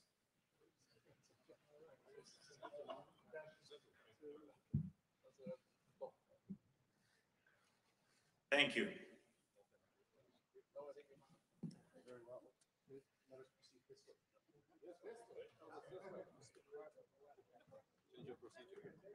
You have had the most important kindergarten ever.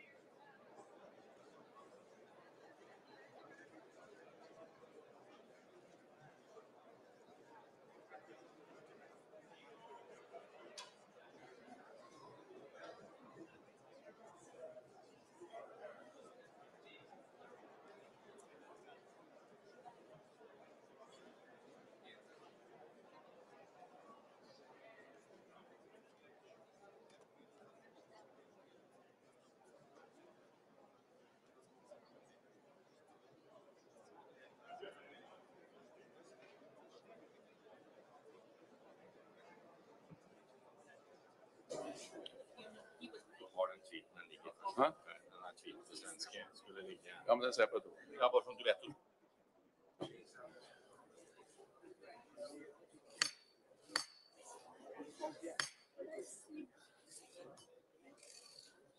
In action. Ja.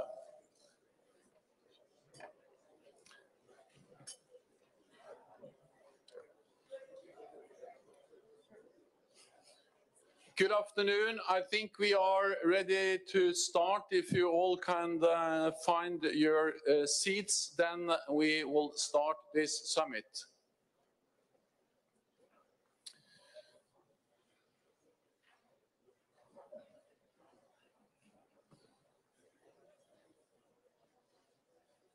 So once again, good afternoon. Welcome to all of you to this NATO summit. Many thanks to our host, Lithuania, and to you personally, President Nausėda, the Gitanas, for hosting all of us. And let me also welcome President Niinistö, who have been at many NATO summits before, but this is the first NATO summit where you actually attend as a full-fledged member. So welcome to you, Sauli.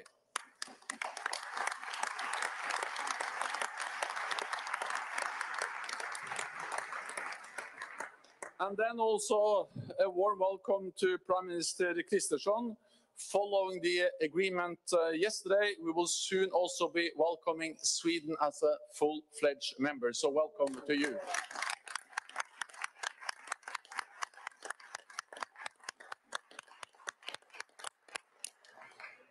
Today, we will make many decisions for an even stronger alliance. We will increase our practical and political support to Ukraine. This will bring Ukraine closer to NATO, where it belongs. We'll also take bold steps to further strengthen our deterrence and defense, including new plans and forces for the defense of the Euro-Atlantic area. And we will agree a more ambitious defense investment pledge. Let me now pass the floor to our host, the President Nausėda, for his opening statement. Please, Gitanas, you have the floor. Dear Jens, my dear friends, allies, it's my honor and great pleasure to welcome you all in Vilnius. Welcome to Lithuania. Lithuania, where freedom has never been taken for granted, where values have always been stood for, where allies are always welcome and cherished.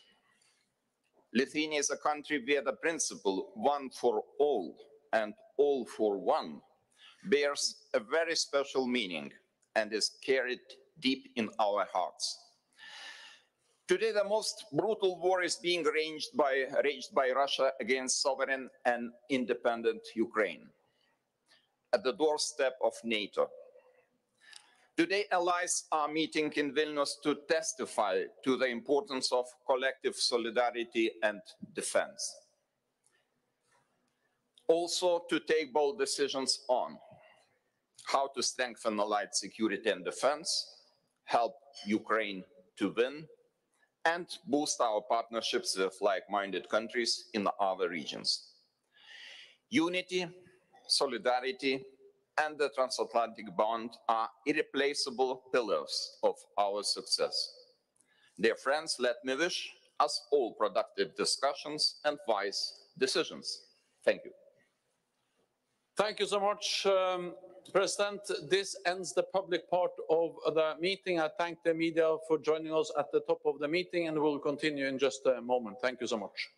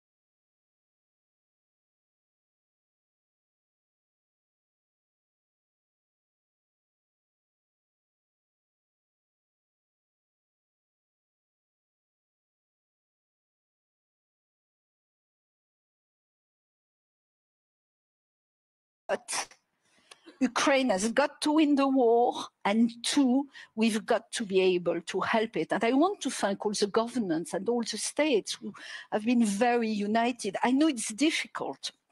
I know we have that problem in France. We weren't able to give as many munitions as we wanted to because there's just a practical problem. We never ever thought that a war with Ukraine would happen. Never thought about it. And I must thank our Lithuanian and Baltic states colleagues. We were the only ones to say, be careful, you're being naive. And yes, we were naive. We never ever thought a war could happen on the European soil. We never thought that Russia would do such a stupid thing as invading Ukraine. But now we've got to do everything we can. Thank you. Senator Sheen. Well, I basically agree with that sentiment that it's in NATO's interest to do everything it can to support Ukraine in ending the war. It's in democracies around the world and all of our interests that Ukraine is able to win this war. And so a clear path for joining NATO is important. A piece of that, though, also is the democratic reforms that are part of NATO. And I think Ukraine has continued to move along that path in a way that's very important. We need to continue to support them. We need to continue to support not just humanitarian aid, all of the military equipment that we've talked about, but also the potential to rebuild Ukraine after this war is over. And that's been part of these discussions here at NATO. Are there any specific democratic reforms you have in mind? Well, I think corruption is one of the worst challenges that so many countries are facing, and we need to make sure that we've addressed that corruption wherever it exists, whether it's in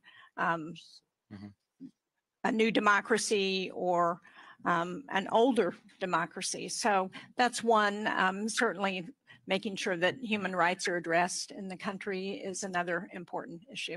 Thank you. Senator Tillis. I would just add to what Senator Sheen, and I agree with what my colleagues have said. I think we should also keep in mind, think about your country being under attack. You could easily and rightfully focus on those challenges. Hello? Hello?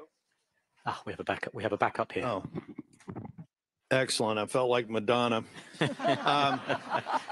So I was, for those of you who serve or follow legislative politics, think about having the pressure of a country that is committing war crimes, occupying you illegally, and yet your parliaments meet to focus on the very reforms that we're talking about. We're talking about the rule of law.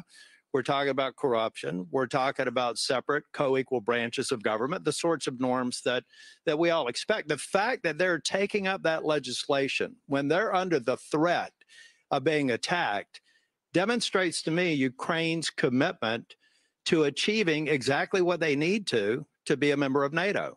There's work to be done, but in spite of the fact, for a year and a half they've been occupied, and in spite of all that we know that's gone on there, it suggests to me that we have government leaders who are committed to the very reforms. So here we have to continue to sustain the effort. We have to beat Putin. We have to support Ukraine. We have to sustain that, and we have to make it very clear to Vladimir Putin that NATO and the family of countries, nearly 50 that are supporting the effort now, are here for the long term. And that's not a proposition Putin can win. Thank you very much. Okay, I will now take questions. I'll do them in 3 at a time. So there's one at the back over there, one over there, please. If you could make your way to the microphones. And was there any from over this side of the hall? Yeah, over there, please. Domitilla, I think that's you over there. Thanks. Please go ahead. Thank you very much indeed, Shashank. Benjamin Tallis, German Council on Foreign Relations. It seems as though there's a large spread agreement in the room about what is the right solution for European security, ultimately. But how do we actually get there? In a time of constrained budgets, why are we choosing the most expensive path? In a time of heightened insecurity, why are we choosing the most insecure path to get there? What are the obstacles that we therefore have to overcome, and where do they lie? In Washington, in Berlin, and elsewhere? Thank you. Please go ahead. Thank you. Alexei Goncharenko, member of the Parliament of Ukraine. Taking into account environmental threats, watch at Kakhovka Dam, awful catastrophe, nuclear threats from Russia. I think that formula that NATO will defend every inch of its territory looks a little bit outdated. It's impossible to do it just from NATO territory. So taking into account that Russia is deploying nuclear weaponry just several kilometers from here in Belarus, isn't it the time for United States to deploy nuclear weaponry in Eastern Europe, including Ukraine? Thank you. Hello, everyone. My name is Maria. I'm the Managing Director of Young Professionals in Foreign Policy. And I'm going to bring this back a little bit to the grassroots support and ask you about young people's involvement. And it's a two-part question. One part is, do you think young people are doing enough, engaged enough in security and defense topics, and especially in NATO topics? And the second part is NATO and local governments, parliaments doing enough to engage young people and listen to young people when it comes to these topics? Because we are the future who is going to be leading the countries, leading NATO. So is enough being done to listen to young people right now? And let's have that last question too, please. Thank you. Thank you very much. I'm Domitila Sagramosa. I'm from the Department of War Studies at King's College in London. And I have a question which relates very much to public support for our actions in Ukraine. And as parliamentarians, I think this is one of the key issues. I mean, how do we ensure that publics in Europe and in North America sort of continue with a sort of unwavering support of our efforts in Ukraine? I think that we face serious challenges. Politicians are exploiting the issue. There is sometimes politicians which exploit sort of anti-Americanism, as was mentioned. And, you know, I mean, one of our biggest worries is if this war continues, that there is going to be a loss of support. So what kind of arguments can we bring? What kind of narratives and arguments can we put forward to convince those elements in the publics in NATO countries which, you know, need some kind of reassurance that their efforts, their sacrifices are really worth it? For many, this is very clear.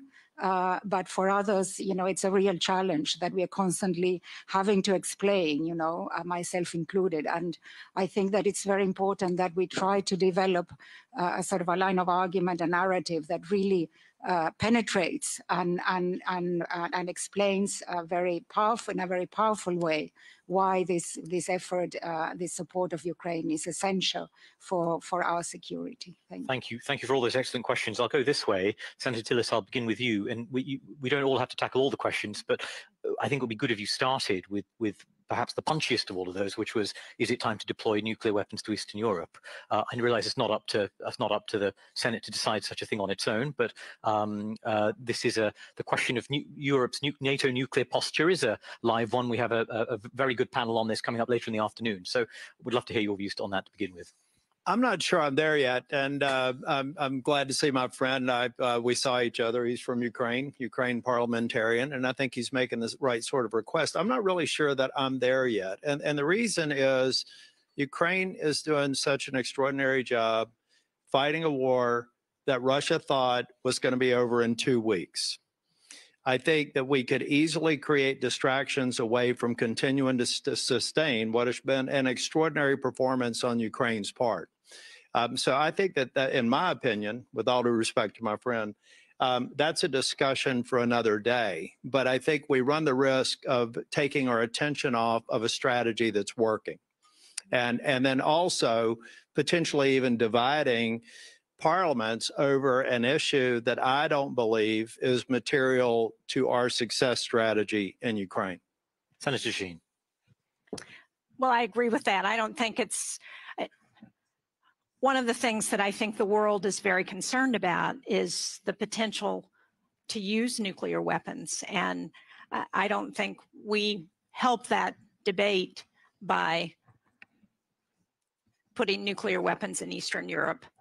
And I would hope that we would do everything we can to try and get Vladimir Putin to stop using rhetoric around tactical nuclear weapons.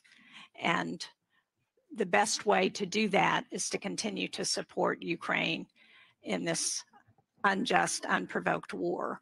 And I would agree with the last questioner who talked about, how do we continue to build support in a democracy for this kind of an effort?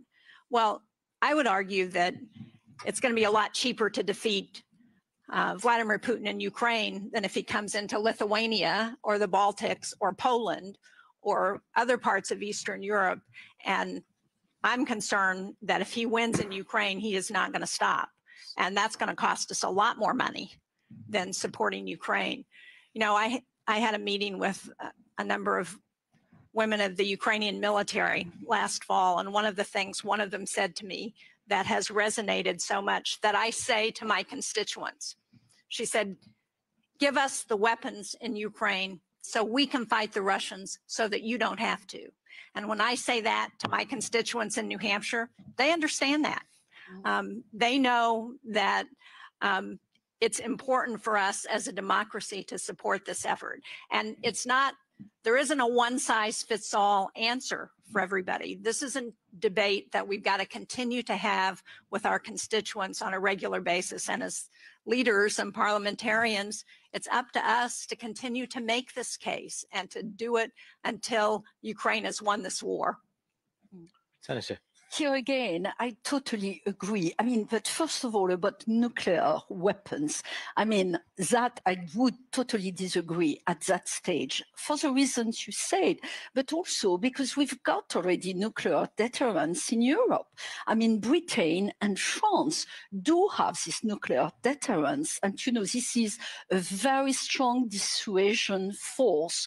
And, Putin is very aware of that, obviously. And I really don't think he would do such a stupid thing, but he's done other stupid things, obviously, before with Ukraine. But I don't think we should go further, and we should concentrate, as you both said, on, the winning strategy and helping Ukraine the best way. Regarding the other questions, yes, young people should be much more informed about the issues of defense and the risk for our democracy. And that's what we have to fight for. There's a lot of fake news, disinformation coming from the Russian side, which is gaining territory. In fact, I'm present very soon a report on fake news and Russian disinformation to the NATO Parliamentary Assembly. It's incredible to see how good they are at it. And we need to be even better to promote the democracy, because the risk is enormous. As you said, if we lose Ukraine, all the other countries in the area are at risk, but it will go even further. Obviously, we know that China is looking extremely carefully at what's happening with Ukraine. As you know, there's a very strong question with Taiwan, and we've got to be very careful about what's happening in that area of the world as well. And that's why we've got to win this war.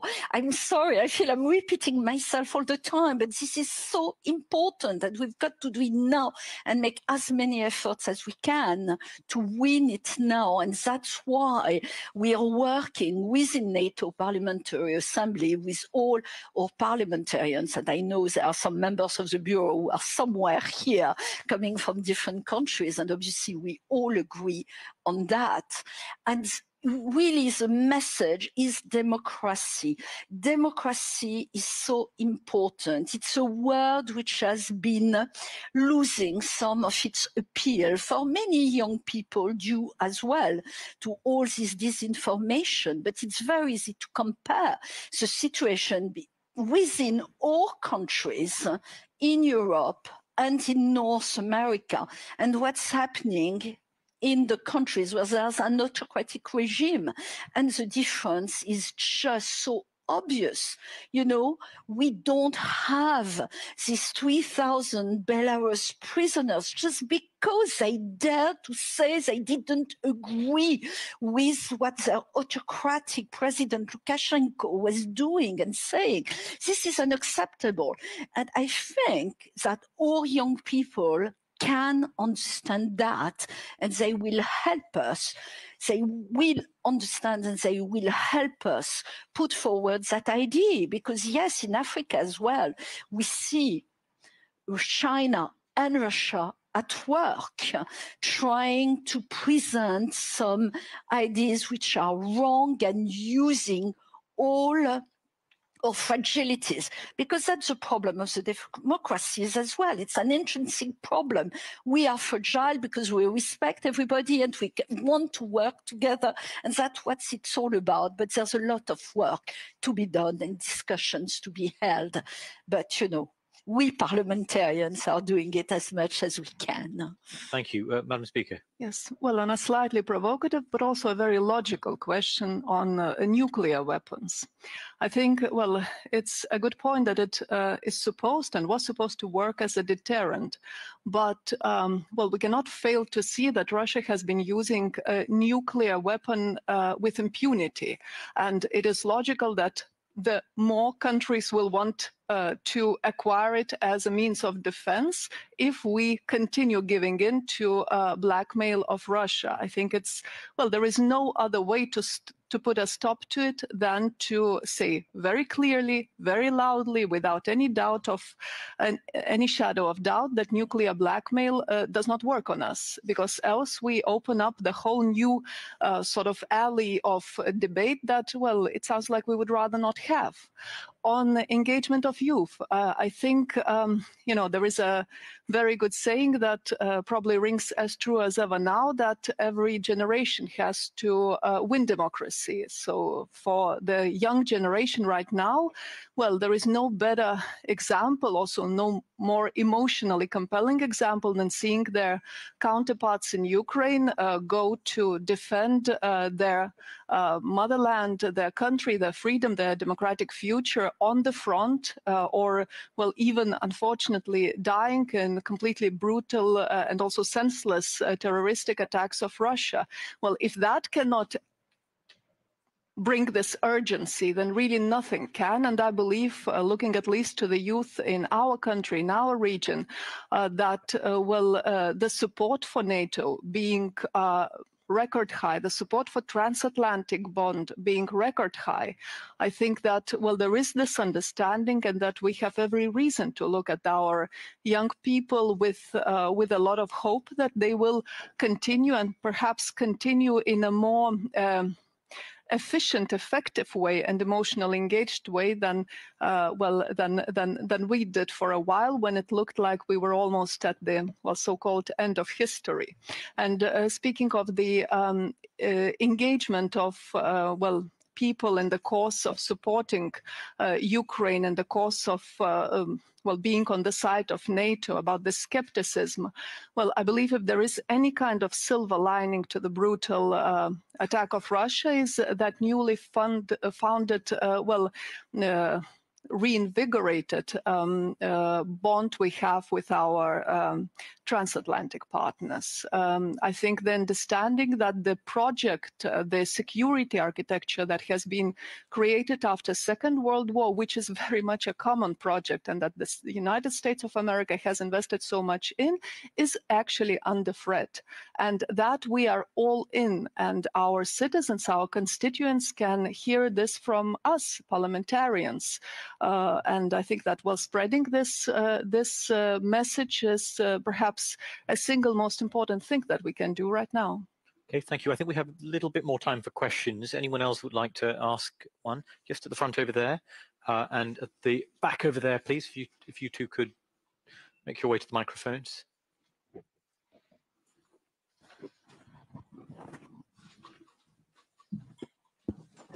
Thank you very much for... We can hear you. It's okay? I think we can hear. Can we everyone hear? Yes, I think so. I listen very, very carefully what honorable parliamentarians have say, and I see their support, parliamentarian support for NATO, and grassroots support for NATO. Is exactly what the honorable senator from New Hampshire say, that we need to explain to the people. You need to explain to your people, because the people provide the legitimacy of your efforts and your decision. And I like to put another dimension of another organization that maybe you know. Can we have a brief question, please? Because we've got such little time. I want to make sure we have enough time for answers. Okay, very quick. I like to mention the Atlantic Treaty Association. Many of the participants here come from the Atlantic councils of their respective country, of the Association Française pour la Communauté Atlantique, of the Greek Association, and is exactly we support is the citizen society that support and give the legitimacy to your efforts and to NATO. Sergei Sidorenko, European Pravda, Ukraine. I heard an idea of our French colleagues that there is a kind of proposal to have security guarantees not only to Ukraine, but also to Moldova, as far as I understand. Could you please elaborate more? Because I have never heard of that idea. So do you see that Moldova have to be a kind of supplied by weaponry like Ukraine is, or maybe some other form of security guarantees, given that they also have occupied territory? Thank you. Okay, Madam Senator, why don't I start with you, please, and I'll change the order around. Obviously, we're worried about Moldova. It's enough to look at a map of the region to see that Moldova is at risk, because obviously, you know, it's an access to the maritime area, and there is also this Transnistria region, which is under Russian, leadership.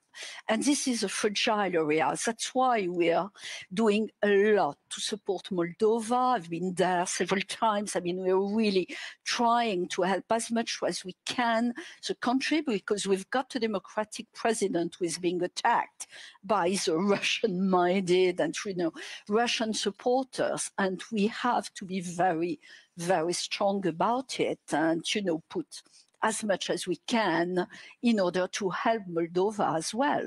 But it's not the only country at risk. But Moldova, in my mind, in our minds, would be the first one at risk. I'm not sure I totally understood your question, and so I'm not sure I've answered fully to your question, but that's fine. Was that, yeah? Such little time, we'll be fine. Sorry, which kind of security guarantees concretely to Moldova?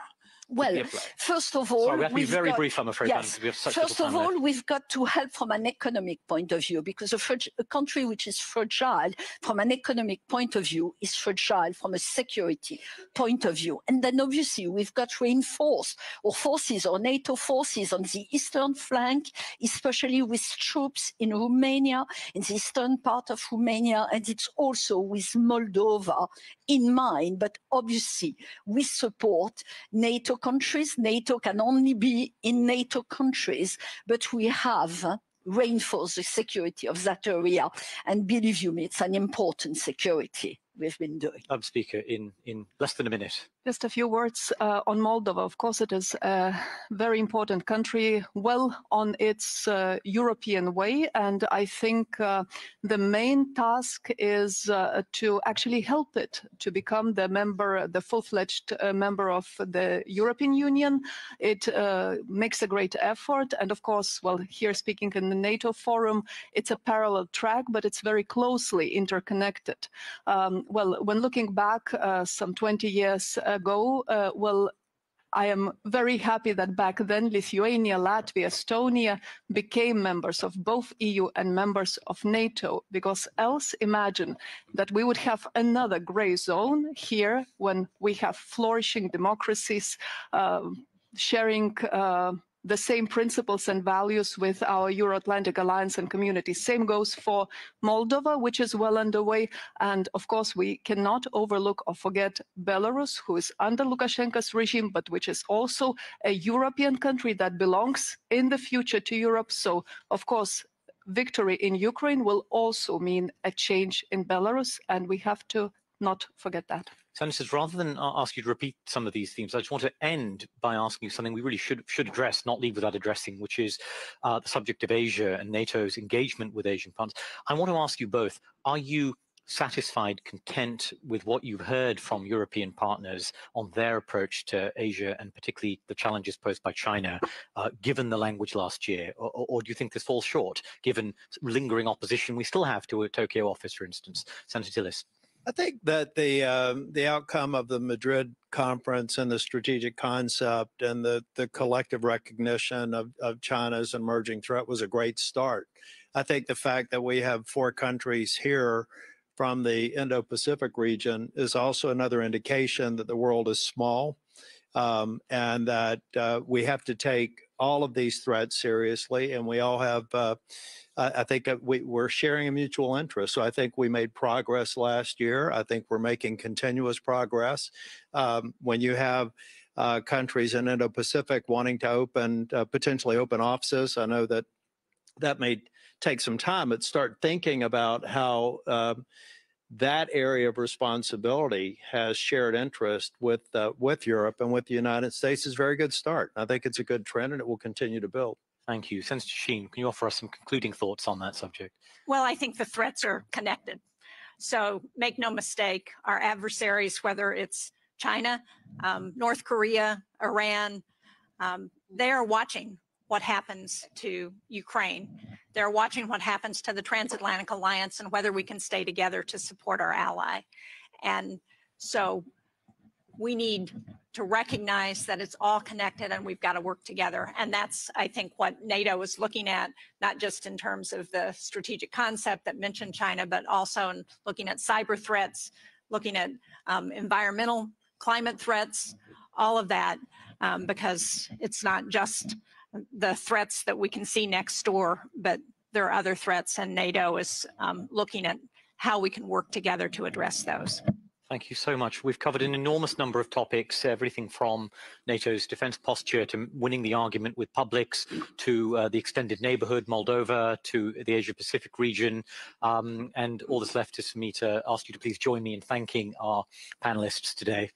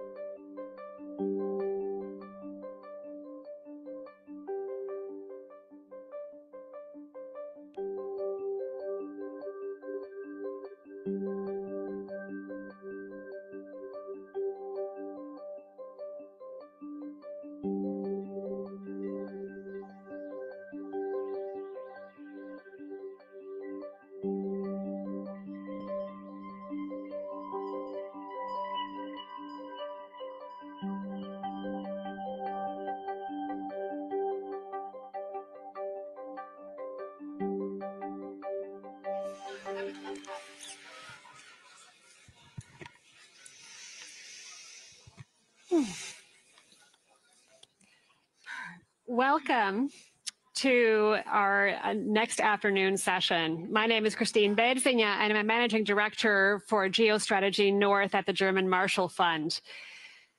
We are talking in this session about an issue that is at the core of conversations around the summit and on the top of NATO society minds since February 24th of last year. We have looked at Ukraine's incredible valor, bravery, skills on the battlefield, at home, on social media, and there is admiration across the alliance. There's also a widespread sense that the success and troubles of Ukraine are the success and troubles of the communities across the NATO allies. What is the potential for Ukraine? This is a question we started looking at this in the morning's panel on Defending Forward, with Heather Conley mentioning the question of, well, what can Ukraine do for NATO itself? This is a broader question. And how do we unlock the potential for Ukraine once we define it? What are the areas that will be so important here? The military element, the potential for Ukraine to help the rest of NATO in whatever happens next, but also this concept of Ukrainian society, of resilience, of civil society, of the lessons and the incredible practices that Ukraine has developed, and more broadly, the whole of society approach. What could Ukraine be after the war? Economically, what is that contribution that Ukraine might play? To tease apart this question, we have an incredible panel for you. Our panel has David Kattler. David is the Assistant Secretary General for Intelligence and Security at NATO. And we have civil society to talk about what it's actually like and the agency that civil society has. Hanna Celeste is the Director of the Security Studies Program at PRISM in Ukraine, and we have Sławomir Debski, who is the Director for the Polish Institute for International Affairs. To get us start a bit on the lay of the land, what is Ukraine, and what is Ukraine in the context of this NATO summit and for NATO allies? We're going to turn to you, David. Can you explain what this has meant? I mean, we all have our personal vision, but in the context of NATO, what is that? Yeah, look, thanks for the opportunity to come here and speak as part of this great panel, and also to this audience, both here in the room and online. Ukraine has tremendous potential. Ukraine has had tremendous potential and will in the future when the war concludes as well. That I have no doubt. I've been in this post now almost 4 years. I have visited Ukraine at least once a year, every year I've been in this role. I was in Kyiv right before the war, late in 2021, and then also early March of this year. And I can tell you, I have been so proud that Ukraine is a NATO partner, that we have been able to come to Ukraine's aid as a group of allies before this war and certainly during it. And that's why I can say with personal conviction from personal experience that Ukraine really does belong in the NATO family and that Ukraine has this tremendous potential. So I'm going to give sort of two sets of remarks, or at least from two directions. One, a bit about how we see Ukraine as a people, and then a bit about how we see Ukraine as well within the context of the alliance. Look, the Ukrainian resistance has been a crash course in the heroic. Certainly as we watch Ukrainians risk and sometimes lose their lives to defend their country, their homes, their principles, their rights, and their future. President Zelensky has been very much admired for refusing to leave Kyiv as the Russian army pressed on the capital, marched within it. But ordinary people have also demonstrated great courage, defiance, commitment, and determination to remain free and sovereign and independent. The Russian invasion has really rallied Ukraine's vibrant, inclusive civic nation and has strengthened an associated sense of duty and commitment to democracy. People have studied first aid, made Molotov cocktails, joined the resistance, help neighbors, and even help strangers. While millions have fled the country, the great majority of Ukrainians remain and participate in that resistance. And polls show that approximately 80% of Ukraine's civilian population, including the refugees all across Europe, are very involved in the war through volunteering, protest action, or giving financial support. Others are also uniting in support of the reforms that will be required by EU accession. The war seems to have strengthened Ukrainians' commitment to liberalism and also to the inclusive ideas of the Ukrainian nation. This rise of civic national identity in Ukraine, an identity that places civic duty and attachment to the country above all else, is one of the greatest achievements of Ukrainian independence. And I think, frankly, it's one of the most amazing things to see when you look at how the Ukrainian civil society has rallied around the nation over the course of the war. This identity, as I say, has been elevated and nurtured by Zelensky and consolidated by the war as it's proceeded. Ukrainians remind us of who human beings can be, what it looks like to stand on principle, why it's worth fighting, whether or not you believe you can win at any given time, because this fight for Ukraine is existential. It's a gift, really, that Ukrainian civil society has given to the world in this, to remind us of who we can be in facing other crises of our time, who we need to be, what our values are, and which of those we're willing to stand and fight for. Now, let me talk about NATO's work with Ukraine. Thanks, but sincerely, I mean, I think that's a fair appreciation of the situation and how the civil society has stood. NATO's reinforced its support for capability development and capacity building in Ukraine since 2014, and some allies within the alliance even longer than that. We're now working with Ukraine to transition from Soviet-era equipment, doctrines and standards to NATO doctrines and standards, to make the Ukrainian armed forces even more interoperable with NATO forces, and to help them further reform and modernize their defense and security structures. This will strengthen Ukrainian institutions and help Ukraine move to modern standards. I'd also point out it certainly helps, I think, as well with preparation for EU accession and NATO accession. I'd also highlight that a number of nations appear ready to forge bilateral or multilateral mutual defense pacts with Ukraine, something that no doubt will be discussed in earnest here now during this summit, and are committed to even longer-term plans to build Ukraine's military capabilities. So this will ensure that's a very expensive proposition for Russia to reinvade Ukraine in the future. All NATO allies agree that Ukraine will become a member of the alliance.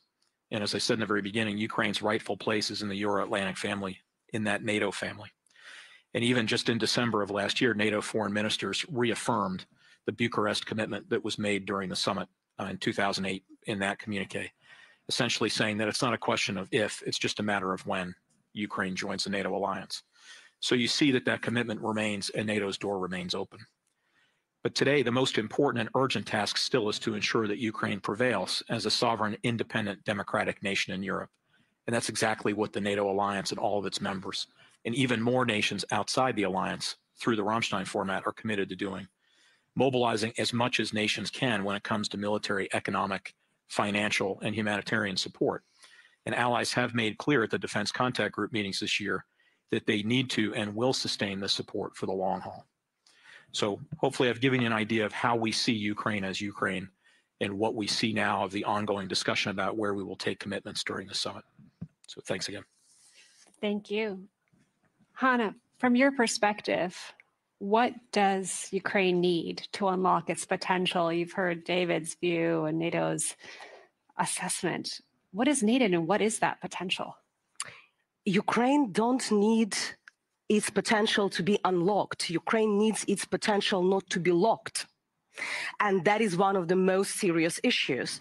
And here the question is that to lock this potential, we have two reasons. One is Russian aggression, because de facto their actions are locking potential in terms of the development, from the simple things as blocking of the Black Sea ports, so blocking our economic activities and maritime security, to blocking developing of the countries, both military, civilian, in all spheres that is possible. But another thing, unfortunately, and I don't want definitely to put the equal between these, but not inviting Ukraine or not making statements that are very clear, not the open door policy, but something more clear, less obscure about Ukrainian membership, that's also locking. That's what locked us in Bucharest in 2008, de facto locked that potential. And we should be aware of these, because that's so nice to hear since the morning, but if to be honest, the whole year, all this, we are supporting you, but sometimes you feel like it is the whole stadium that is watching the football game. We are supporting you, but this stadium will never play in that football team. Or as watching the big blockbuster Hollywood movie, when you're finally starting your counter offense and everybody is asking the questions. I really would like this we that I heard so many times, even the previous session, to become a real we. We in terms of understanding the responsibility of the potential and understanding that we are speaking about our joint potential, how the European security can be unlocked and guaranteed in case it is together, Ukraine and NATO, how Ukraine inside of NATO can help with the NATO capabilities and capacities, but definitely for what we are so many years are talking is how NATO can help Ukraine. Because here we definitely understand that there've been a lot of reforms done from 2014, even not speaking about earlier reforms that help a lot, but from 2014 till 2022, we didn't spoke that much about this, but there were a lot of small things done that helped at the very first months of the war. That's why, for me, that was so pity to hear the communications from the NATO side in spring last year, each time what we cannot do. I mean, as a NATO, we cannot do this. And I was shocked, like, why do you diminish your role as you already did? You helped with command control, you had with logistics, you had with cyber. That's what allowed the Ukrainian armed forces to fight absolutely different compared to the Russian forces. The Western support now in terms of ammunition, of everything, that is what is helping.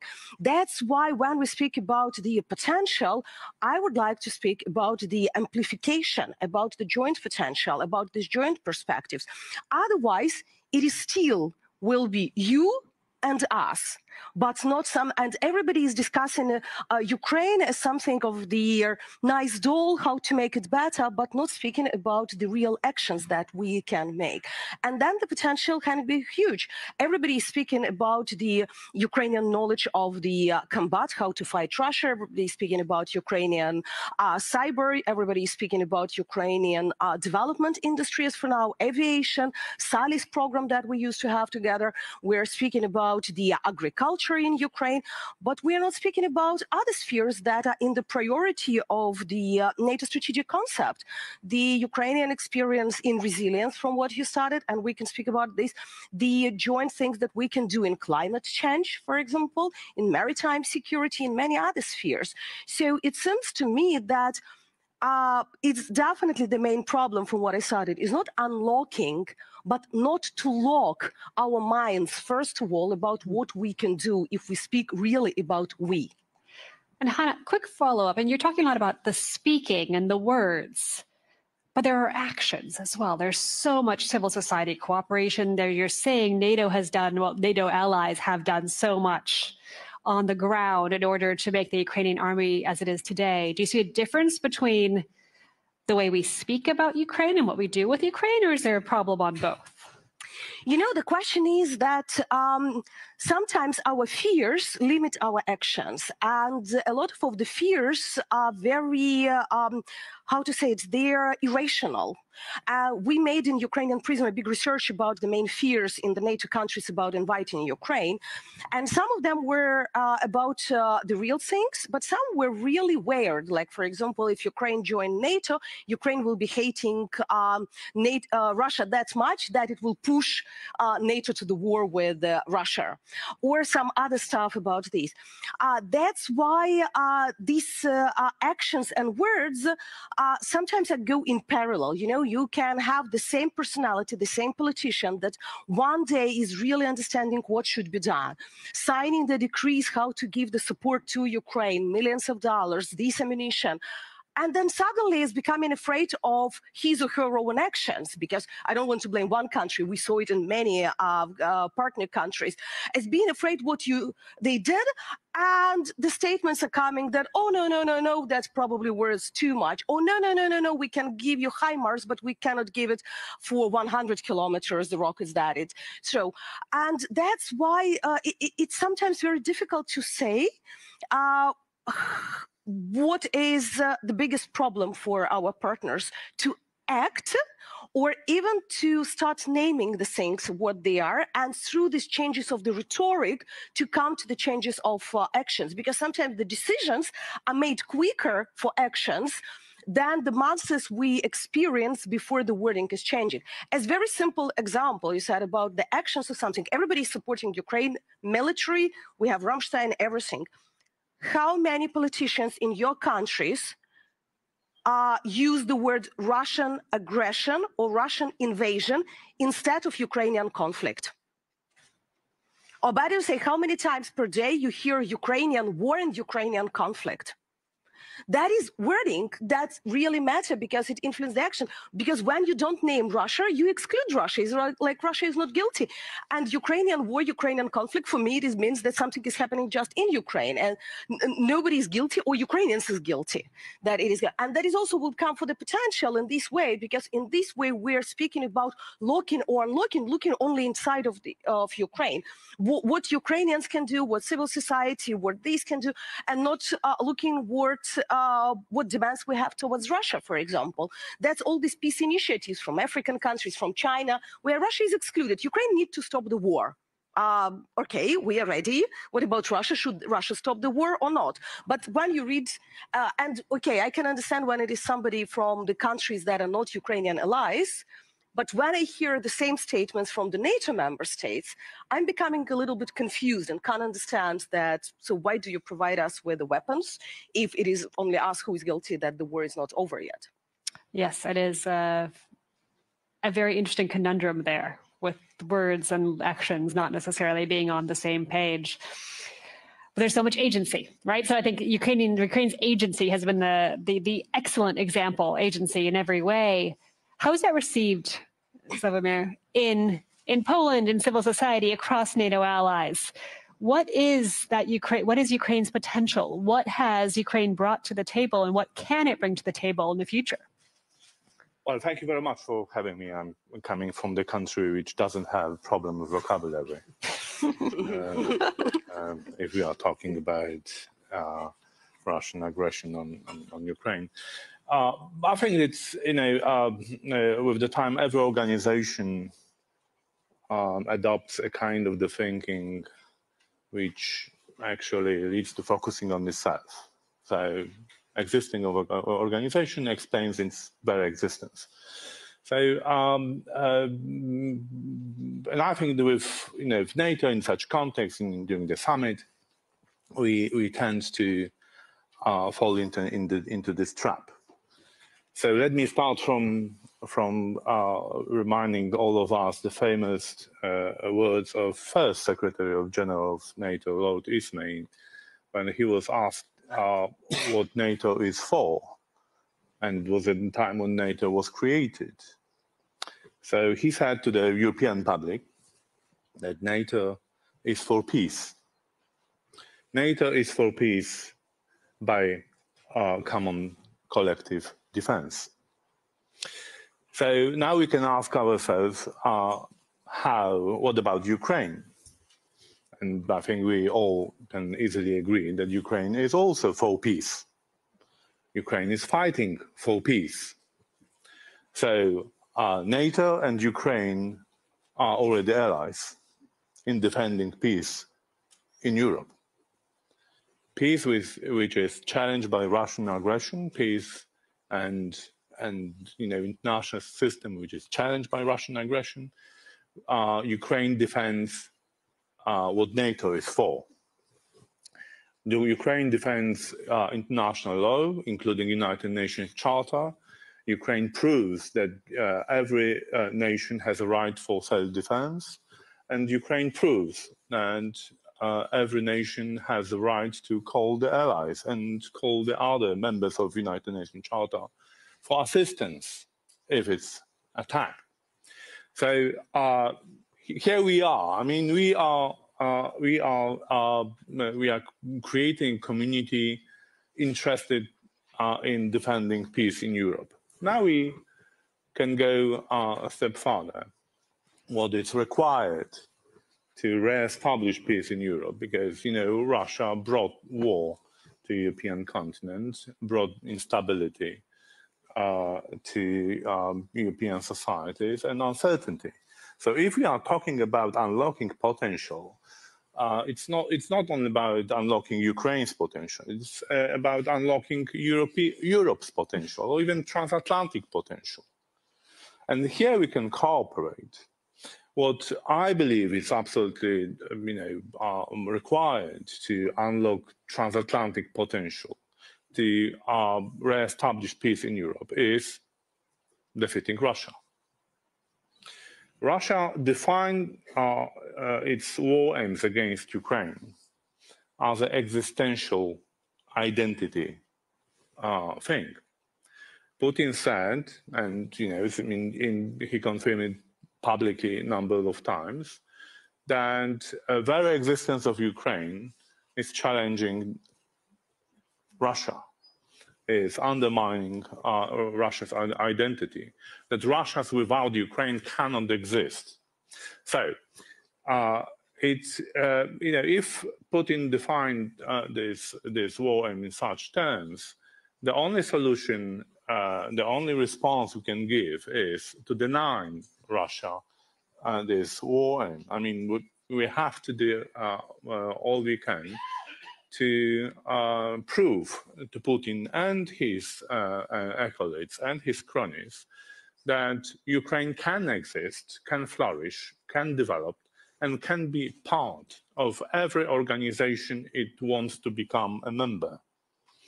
And coming back to this unlocking potential, I would like to see the message coming from this Vilnius summit to Russia and to the outside world, outside of NATO and Ukraine, that this war is about a future of Europe, that Ukraine's victory would unlock potential of Europe, would unlock potential of transatlantic relations, and would bring peace to all Europeans. Thank you. So, unsurprisingly, at the NATO summit, we have a very militarily focused approach. But are there other who's in terms of who can unlock or who can prevent the locking of that we're not talking to properly? The tremendous, I think, surprise in many ways was the depth of commitment for Ukraine's cause across societies. And this is really what is fueling the fact that there are defense support mechanisms. So we have that. How do we keep that going? How do we get more civil society on? Who else needs to be in the picture, or who do we need to add or not lose? And is there someone we're not talking to enough about this? Global South, Hannah, you talked about other countries that don't necessarily agree. Is there someone in our own societies that doesn't get it, that we should be talking to more? So.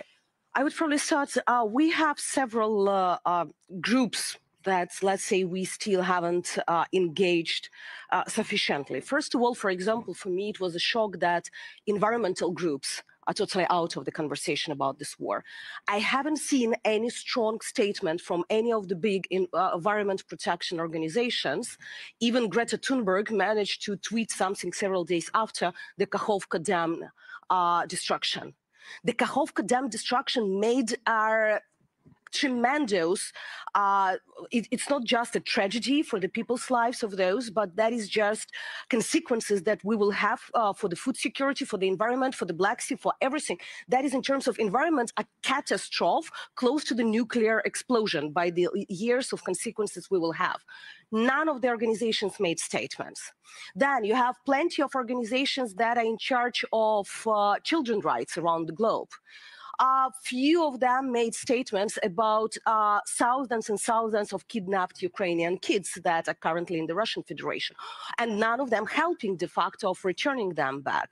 Sometimes it is still the problem with the human rights organizations that are becoming aware of the not those issues that they really need to look on the ground what is happening. They're just like blind, they're ignoring.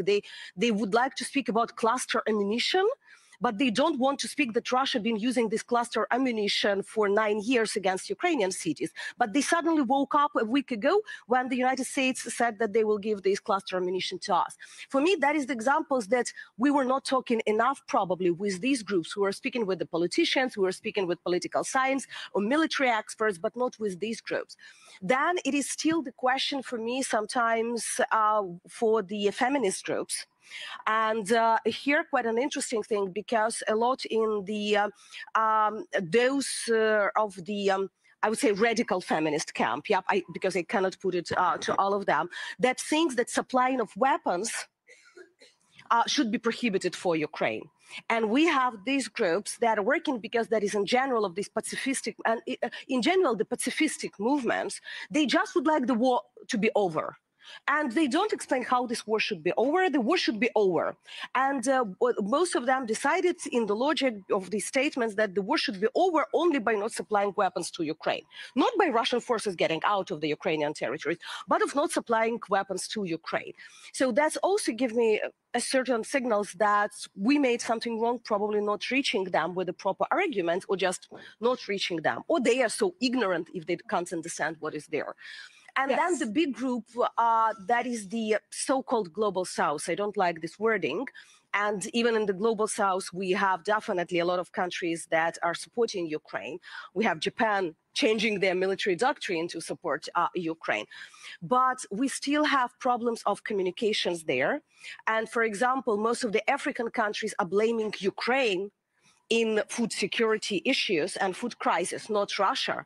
They are thinking that it is us because we are continuing fighting, we have this problem. I haven't heard any statements for Russians targeting the ports. This night, Odessa region was targeted and one of the Shaheeds made a fire at the grain terminal in the port.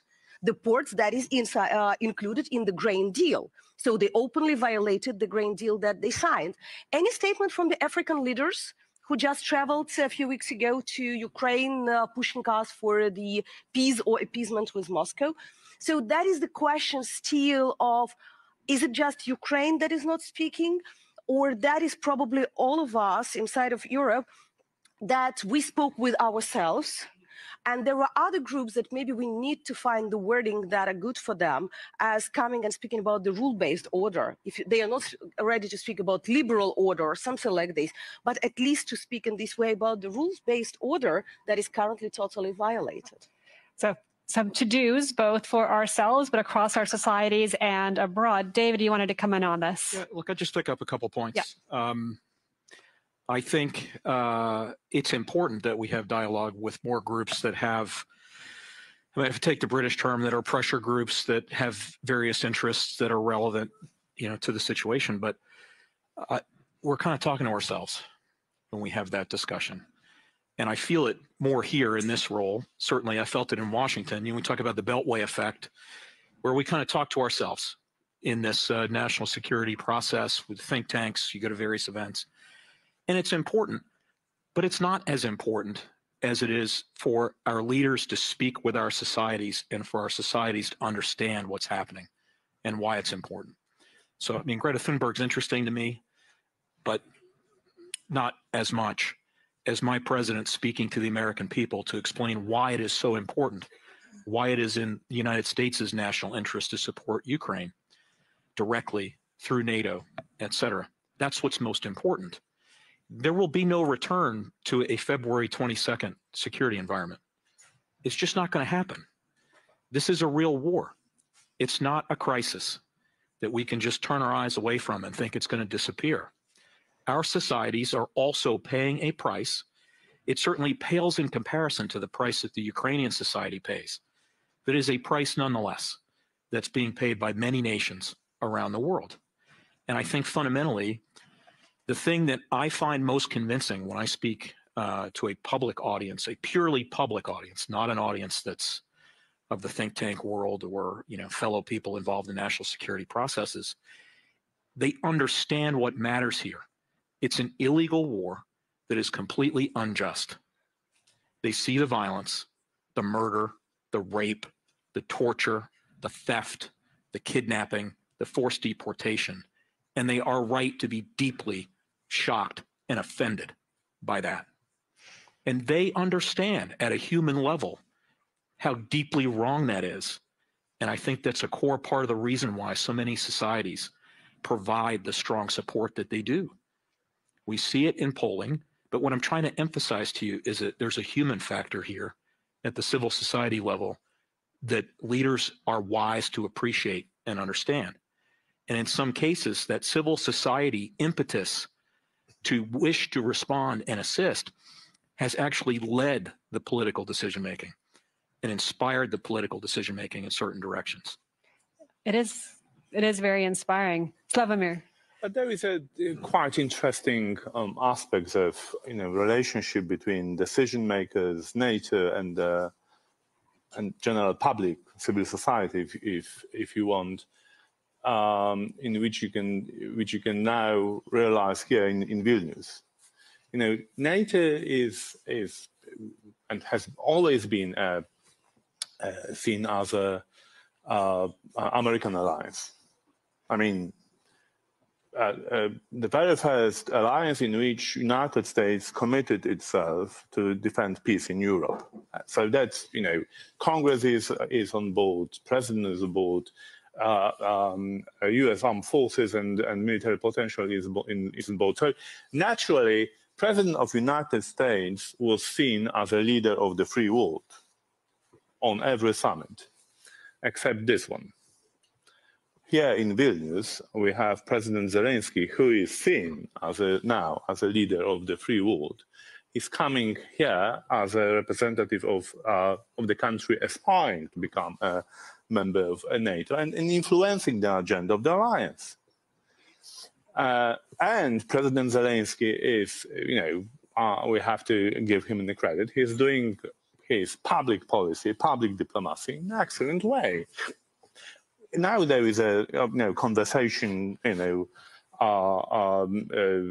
not far from here about communique, about the invitations, about the wording, how we can embrace Ukraine, how we can meet Ukrainians' expectations to become a member of NATO in future. And what President Zelensky is doing. He's unable to negotiate the text because it's up to the members to decide what kind of the message we'll send to Ukraine. But he tries to bring on board to address the public behind the leaders, because public wants wants NATO to help Ukraine. So that's the way how it's yet another proof that we are here for common cause. Ukraine and NATO, and we need to find the ways to collectively restore peace in Europe. That's our main goal. That should be our main goal for both the leaders of the alliance and Ukraine. And we will find a way. I'm 100% convinced that we will find a way to restore peace in Europe. Yes. We have questions on the hows and the whats, but if there's a question in the audience as well, if we have, so it's a bit hard to see in the glare. Okay, so we have one question there. As you line up, I'll ask from here. Will there be timely security guarantees for Ukraine? Is coming through the Slido system. Sitting here, David, do you think that there will be meat? There is always meat at a summit. This is my fourth summit. If there's one thing I've learned, it's that I can't presuppose what any of the outcomes will be. But this certainly is in discussion. Yes, question from the floor. Thank you. Benjamin Tallis, German Council on Foreign Relations. David, you alluded to some of this in your talk, but I think the key here is to not understand that we're just unlocking Ukraine's potential, but that Ukraine has shown us how to unlock our own potential.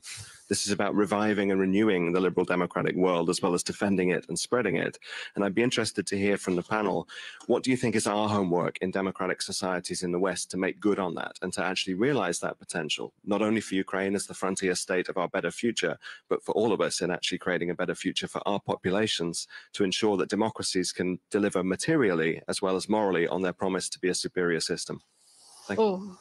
I think each of that could be an essay in response, but if you could have 2 points on that answer, maybe starting with Slavomir, what are the 2 points that get to that? I think we need to do all possible to help Ukraine to win this war, repel Russian aggression. So that's absolutely fundamental, I think, and we can do that. We can do that. It's up to us to make the decision. And second, we have to send the message not only to Russia, but all adversaries, all those who are toying with the idea that aggression on neighbors can be a good way of doing business in contemporary world. We have to send this message together that no, you are not going to succeed, you are not going to prosper, and your attempts and your country will be defeated. I think we could borrow some of Ukraine's excellent digital media experts to figure out how to land those messages with memes, because that has been impressive. What is your homework for the others? And 2 quick points. You know, 2 things first. That is definitely to remember that values should be protected, and explanation to your societies that sometimes they needed to be not only protected but also defended, because unfortunately in Europe we used to think that human rights, the values of democracy and everything, that's something that we already had and they're inevitable. They can be reversed, both politically with the populist or some political parties, or military with the actions of adversaries. So a little bit refreshing ourselves, waking up and explaining, yeah, the threat still can be. And the second, to stop being afraid of their own potential. It seems to me that during this year, we saw more self-restrictions inside of the European political circles, inside of the European societies, than the actual threats were from the Russian Federation. And that's something like, that definitely only psychologically we can change. Finally, to understand that you have the deterrence potential, you have a stronger armed forces than the Russian Federation, you have the nuclear weapons. That's why I never could understand, for example, why French being afraid of the Putin statements about use of the nuclear. Come on, you had the nuclear for 60 years. You should have all the deterrence plans. Why you were not afraid 20 years ago, why you started to be now. So just stop to be afraid of their own potential. David, your 2 points. Okay, very briefly, I think first, Ukraine must prevail. Ukraine must win. It matters not just for Ukraine, but it matters for the security architecture in Europe and the security architecture that NATO cares the most about. So it's important. Really important to see that all the way through. And I think the related point I would make is that while I don't think anyone knows when the war will end, I think everyone can easily understand that the way the war ends matters a great deal. That if there is an unjust peace that does not ensure that Ukraine is free and whole, I don't know how long that peace lasts. And that's why I think it's so important that we have to be very, very clear with ourselves and with our nations about what this means and why we do the things that we do to support Ukraine. There are any additional questions from the floor? Yes, right there. Hi, Susan Markham from the Halifax International Security Forum. I think we can all agree that no country can reach its full potential unless all citizens are involved. So I was just wondering how NATO and civil society in Ukraine is working to engage women leaders and integrating the issue of gender equality into the war and rebuilding efforts. We just had this morning first wonderful meeting with the NATO WPS talking about how to incorporate as much as possible. There are several issues. First, Ukraine is definitely up to the 1325 and have the national plan just adopted. We see more women in the military and security services, and the last year increased the numbers dramatically. So the bigger numbers will lead to the changes to of some of the policies as well. That is a natural process because it is pushing already from the ground. You have, because men cannot travel, more and more women who became the advocates and the lobbyists of Ukraine abroad. So you also, those women who before probably were not sure can they be a good speaker or not, they started traveling because they understand that that is the only chance and that is a necessity. So a lot of these grassroots initiatives, they are leading also to the political levels. I cannot say that it is are all rose and nice. No, unfortunately, we hear the statements from some of the top politicians about reconstruction. I have two deputies that are female. Why you think that we have problems with females? So that just demonstrates the misunderstanding of some of these. But we initiated these discussions. We're putting these, we have the advisors at each of them, from military groups and sections to the ministries, that are now raising these questions. And through raising proper questions, we expect to have better changes in the policies as well. I think that's a wonderful note to end on. And I think what is clear is that we have so many tasks to either not lock or to unlock Ukraine's potential militarily. The need to ensure victory is paramount, and to have this future with NATO that there is so much commitment to. But that requires also the societies to be fully on board. And clearly there are parts of society that could use a lot more engagement on this as we move forward. So on hopeful notes, and with our homework out for us, I'm happy to turn you over to the next session. Thank you so much.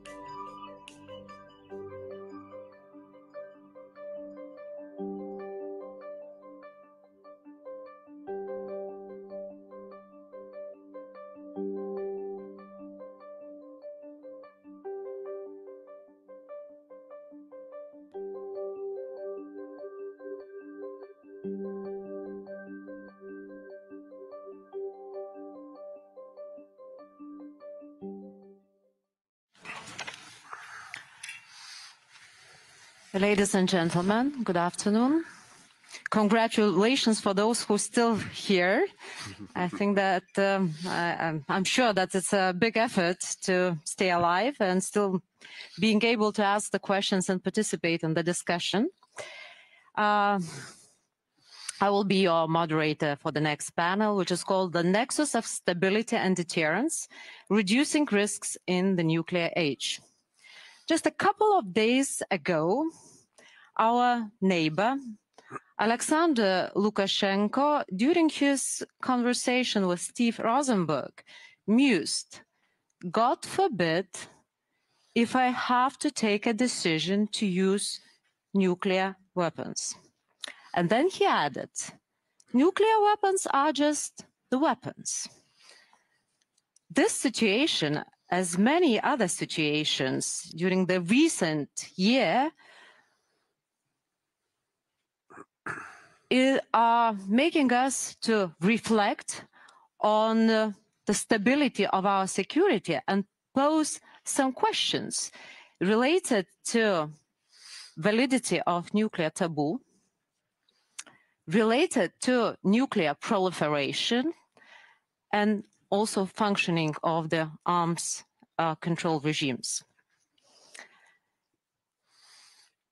What is the impact of the war in Ukraine on the nuclear stability? And what role NATO has to play in the situation? Does it have any role to play in the situation? So these are the questions which will be discussed in this panel, and probably some more. And we have the most knowledgeable and diverse panel to answer these questions and to reflect upon these questions. So first of all, let me introduce to you Mr. Angus Lapsley, who is Assistant Secretary General for Defense Policy and Planning from NATO. Nicholas Tenzer, I hope I pronounced it in the right way, and he is Senior Fellow at CEPA, Center of European Policy Analysis. And last but not least, Julia Berghofer, who is a Senior Policy Fellow at the European Leadership Network. So without further ado, I'd like to turn to my wonderful panelists and to pose the first question. And my first question goes to Angus. So what is your take? What is the impact of war in Ukraine and Putin's constant saber rattling on the nuclear taboo? Is it being weakened or strengthened? Well, thank you, Margarita, and good afternoon, everyone. So I'm pretty certain that actually the nuclear taboo is as strong today as it's ever been. I also think deterrence works as well today as it has ever done. There is a reason why Russia has not attacked NATO at any point in this war, and there's a reason why NATO is very clear that it doesn't itself want to get into a conflict with Russia.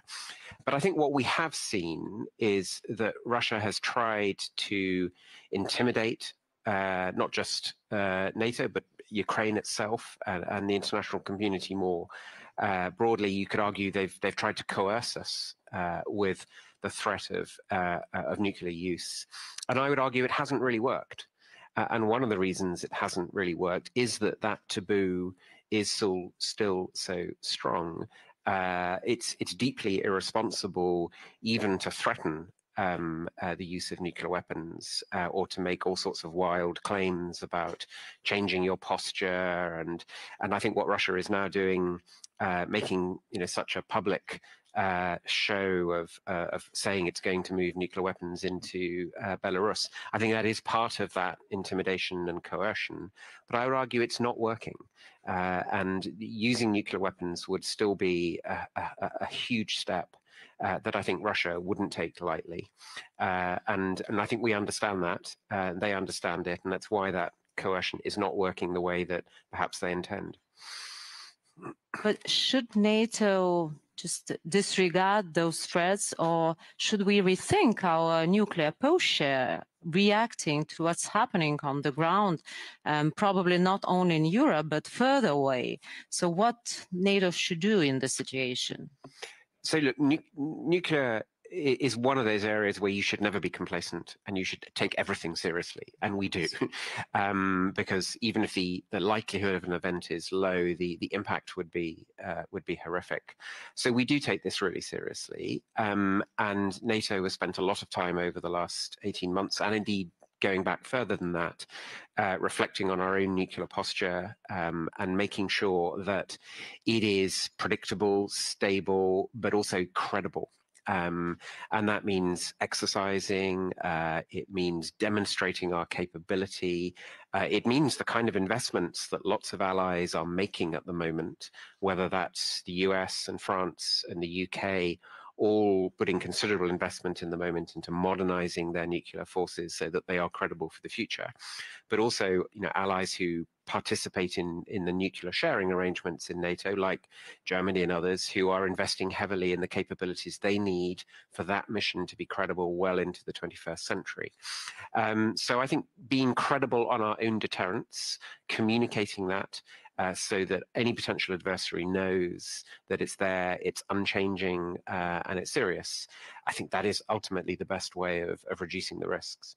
You've touched upon the issue of nuclear sharing. Do you think that it could be expanded, or NATO-Russia Founding Act is still limiting us? Well, look, our nuclear sharing arrangements go back to the 1960s, and they have been very stable throughout that period.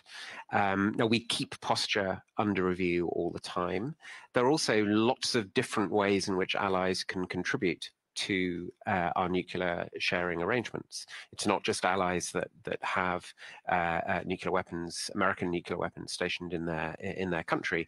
It's also the contribution you can make, for example, to the wider air mission, to suppression of enemy air defenses. There are all sorts of important roles, and that's exactly what we keep under review. And we will always be driven by the threat and what is the best, most credible military way to respond to that threat. That's what's driving us. But you didn't answer my question regarding NATO-Russia Founding Act. Is it still limiting us? Because when it comes to nuclear, everyone brings it to the table. We don't believe that it's functioning because Russia has breached it on numerous times.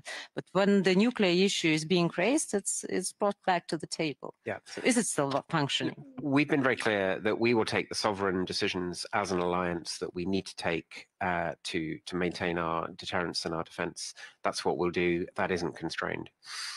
Thank you. And I'll turn to Nicola, and I'll ask the similar question, but a bit in a different way, from a different angle. Back to Putin's nuclear saber rattling. Does it make impression in national capitals? How does it impact our decision making? For instance, with respect to the military aid for Ukraine, or potentially also giving the membership to Ukraine. So does it have an impact on our national decision makers? Absolutely. I think I fully agree with, I will say, the sense of your questions, because if we look back to the last 2 decades, or more precisely the last 22 years, in fact, I will say that the Russian blackmail worked, and it allows Putin, in fact, to win all its wars. In Georgia, before in Chechnya, of course, in Syria, in a way, of course, in Ukraine during the period at least 2014-2022. And in fact, you had always, I mean, this fear coming from the West that this threat was credible. And I think that as a response to the threat, the world leaders were not able to say, well, we are not a threat. And in fact, still now, in fact, we are not giving Ukraine all the weapons it needs.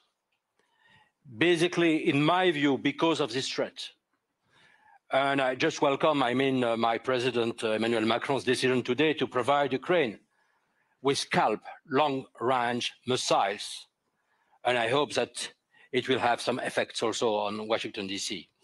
But having said that, I still consider that we are too much buying the alleged red lines put by Russia on this because of basically these threats. And always, for instance, I was advocating since the first day of the war, February 24th, 2022, the fact that we should take actions according to the Article 51 of the UN Charter.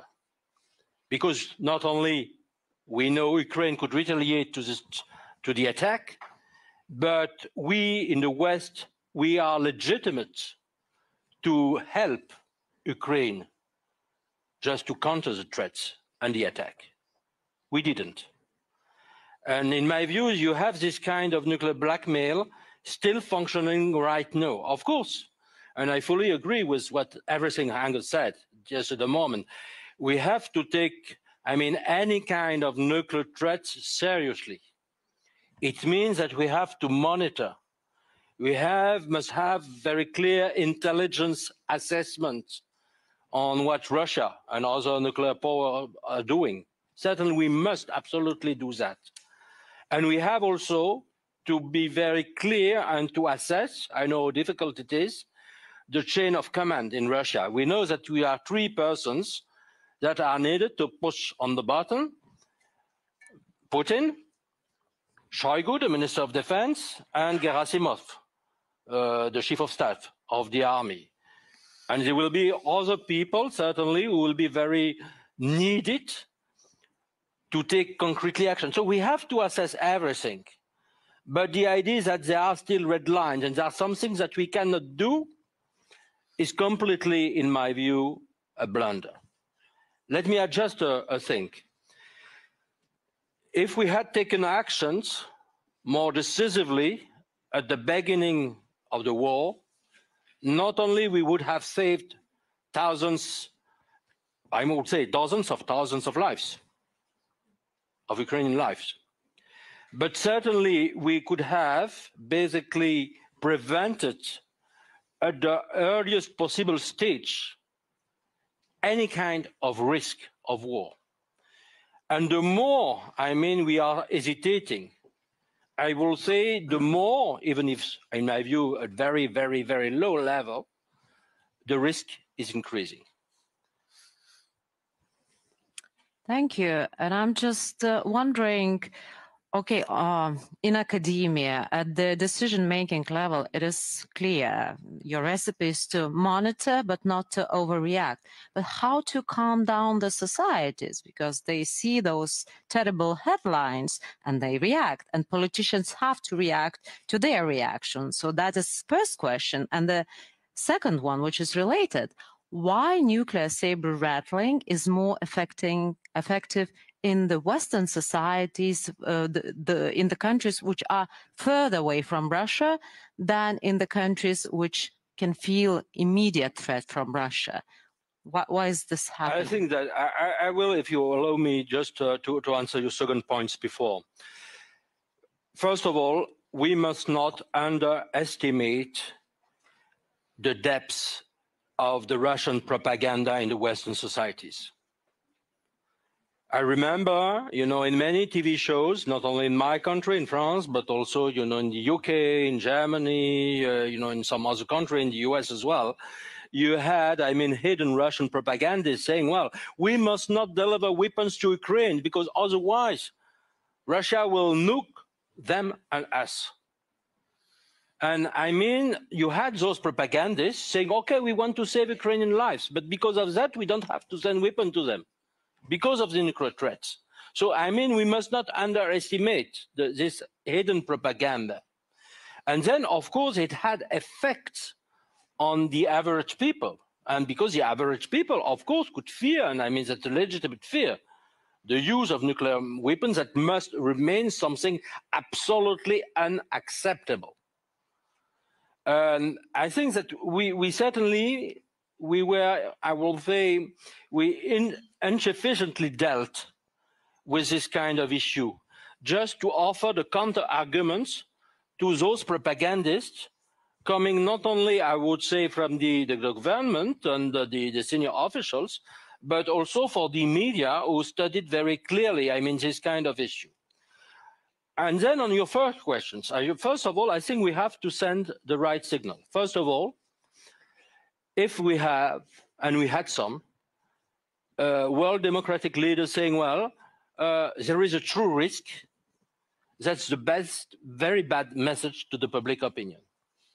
Second, and we did so, we must make very clear that we have sent some messages to Russia.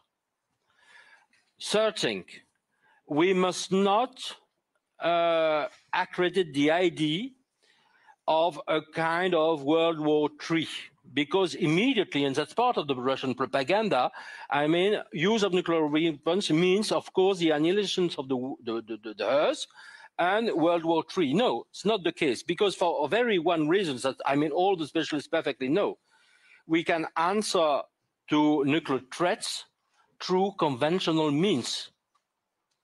And I think that there was the idea, especially because we in Europe also haven't devoted enough means to the reinforcements or conventional army, that, I mean, it was only the questions of, I mean, rivalry between the great powers was only a question of nuclear threats. And the fact is not. The fact is that was fully predictable. No, we have a conventional war waged by Russia in Europe, and we are able to answer conventionally. And even if there is a nuclear threat, we can also answer conventionally. And I think that's a very important message also to reassure the public opinion. So, potential of answering nuclear threats with conventional weapons is key also in reassuring the society. Absolutely. And my last question takes me a bit further away from Ukraine, but what's happening in Ukraine is used as a test ground or as a simulation for countries which are a bit further away. And what we do there, how we as collective West react and what's happening in Ukraine is considered and taken as a certain, lessons learned by those countries in their projection of how to behave what to do themselves. And I mean China. China is looking very precisely at what's happening in Ukraine, conventionally, how we are reacting to what's happening in Ukraine, but also in terms of our nuclear messaging and our nuclear posture. And my question is, Lithuania just 2 weeks ago has adopted Indo-Pacific strategy. Does NATO have to have something similar to have a Indo-Pacific strategy, also including a very clear stance, nuclear posture vis-a-vis China?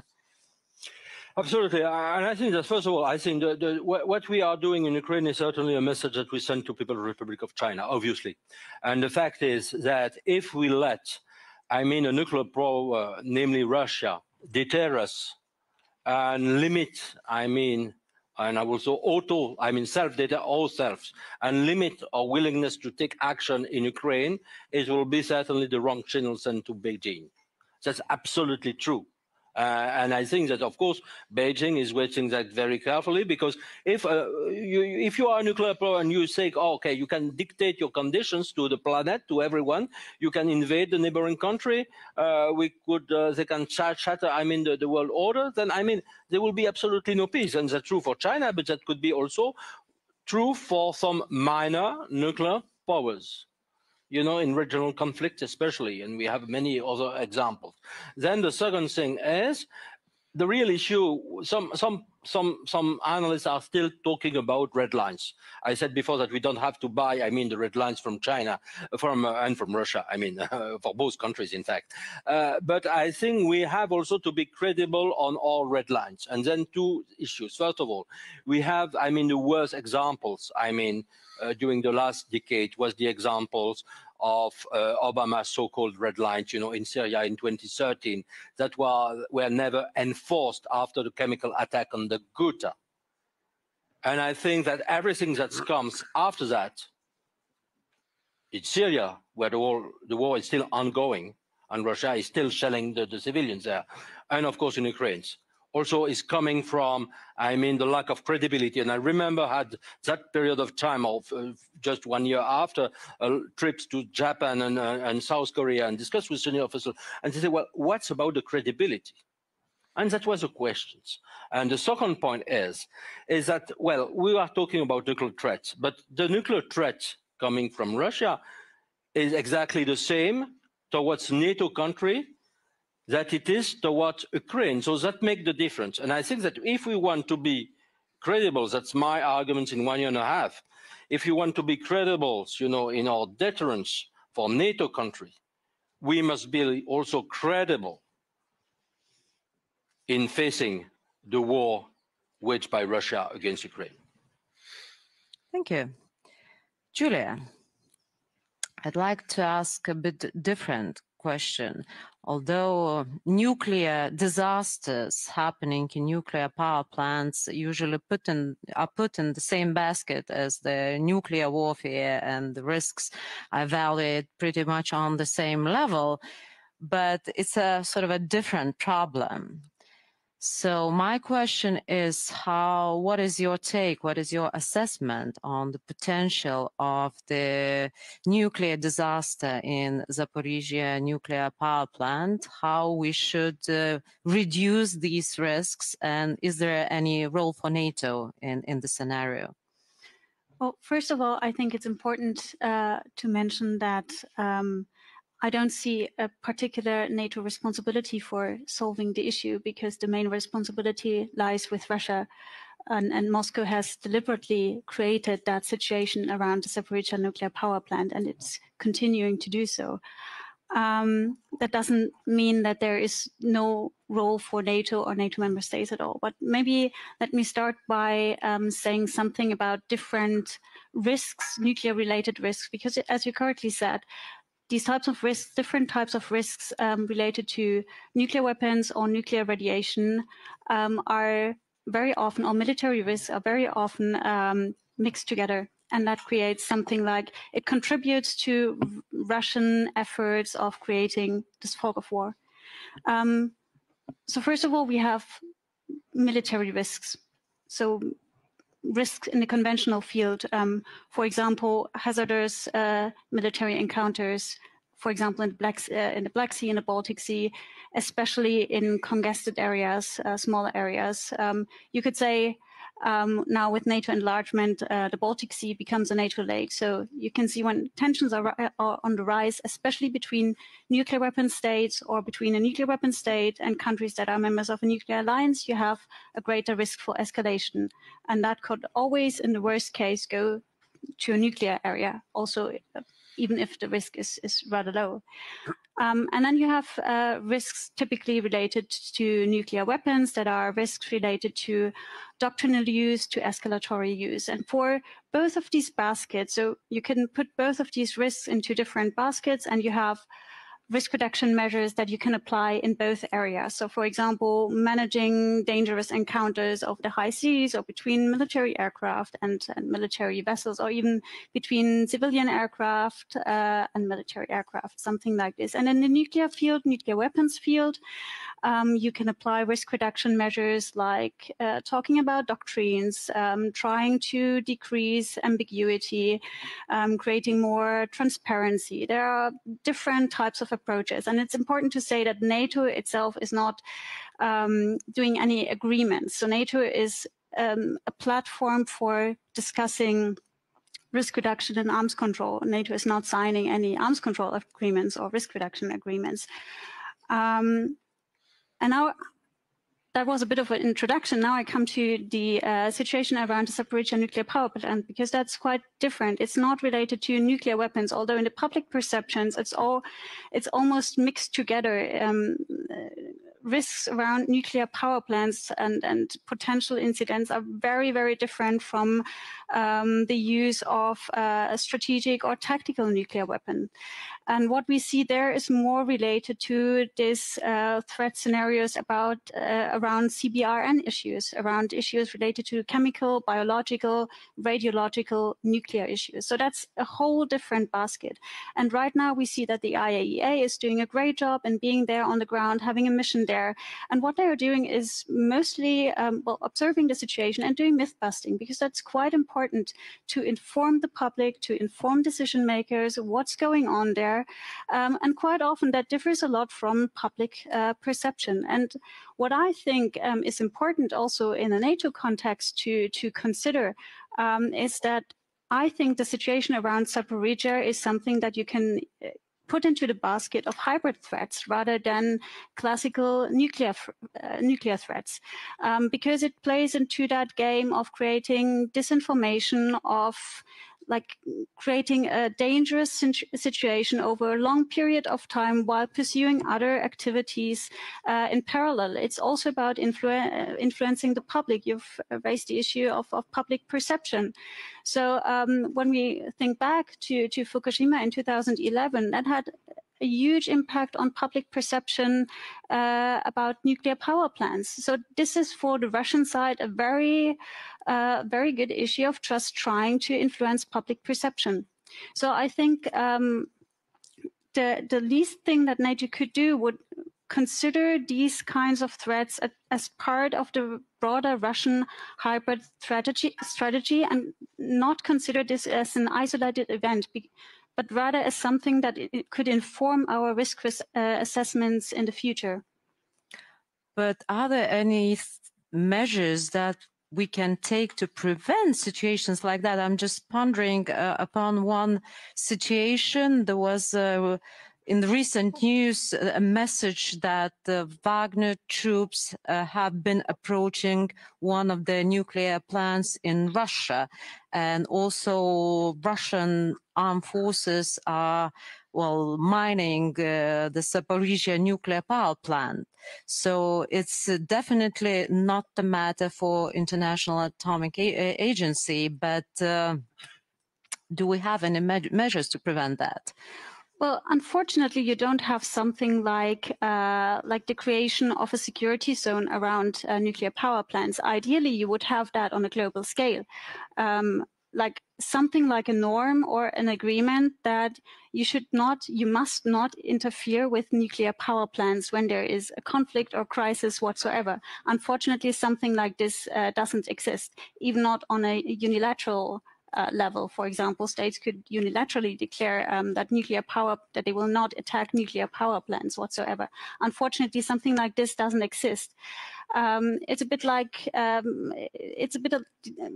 I would compare that dilemma with the cybersphere, where it would be great to have norms, especially norms that you could apply to critical infrastructure, but you don't have them.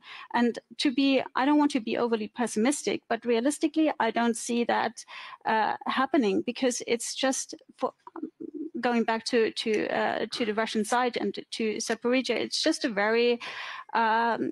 a very practical issue to create a threat scenario without actually doing something. Like it's still under the level of military activity. Well, apart from the shelling that has happened, especially and is still ongoing, but on the basis it's below.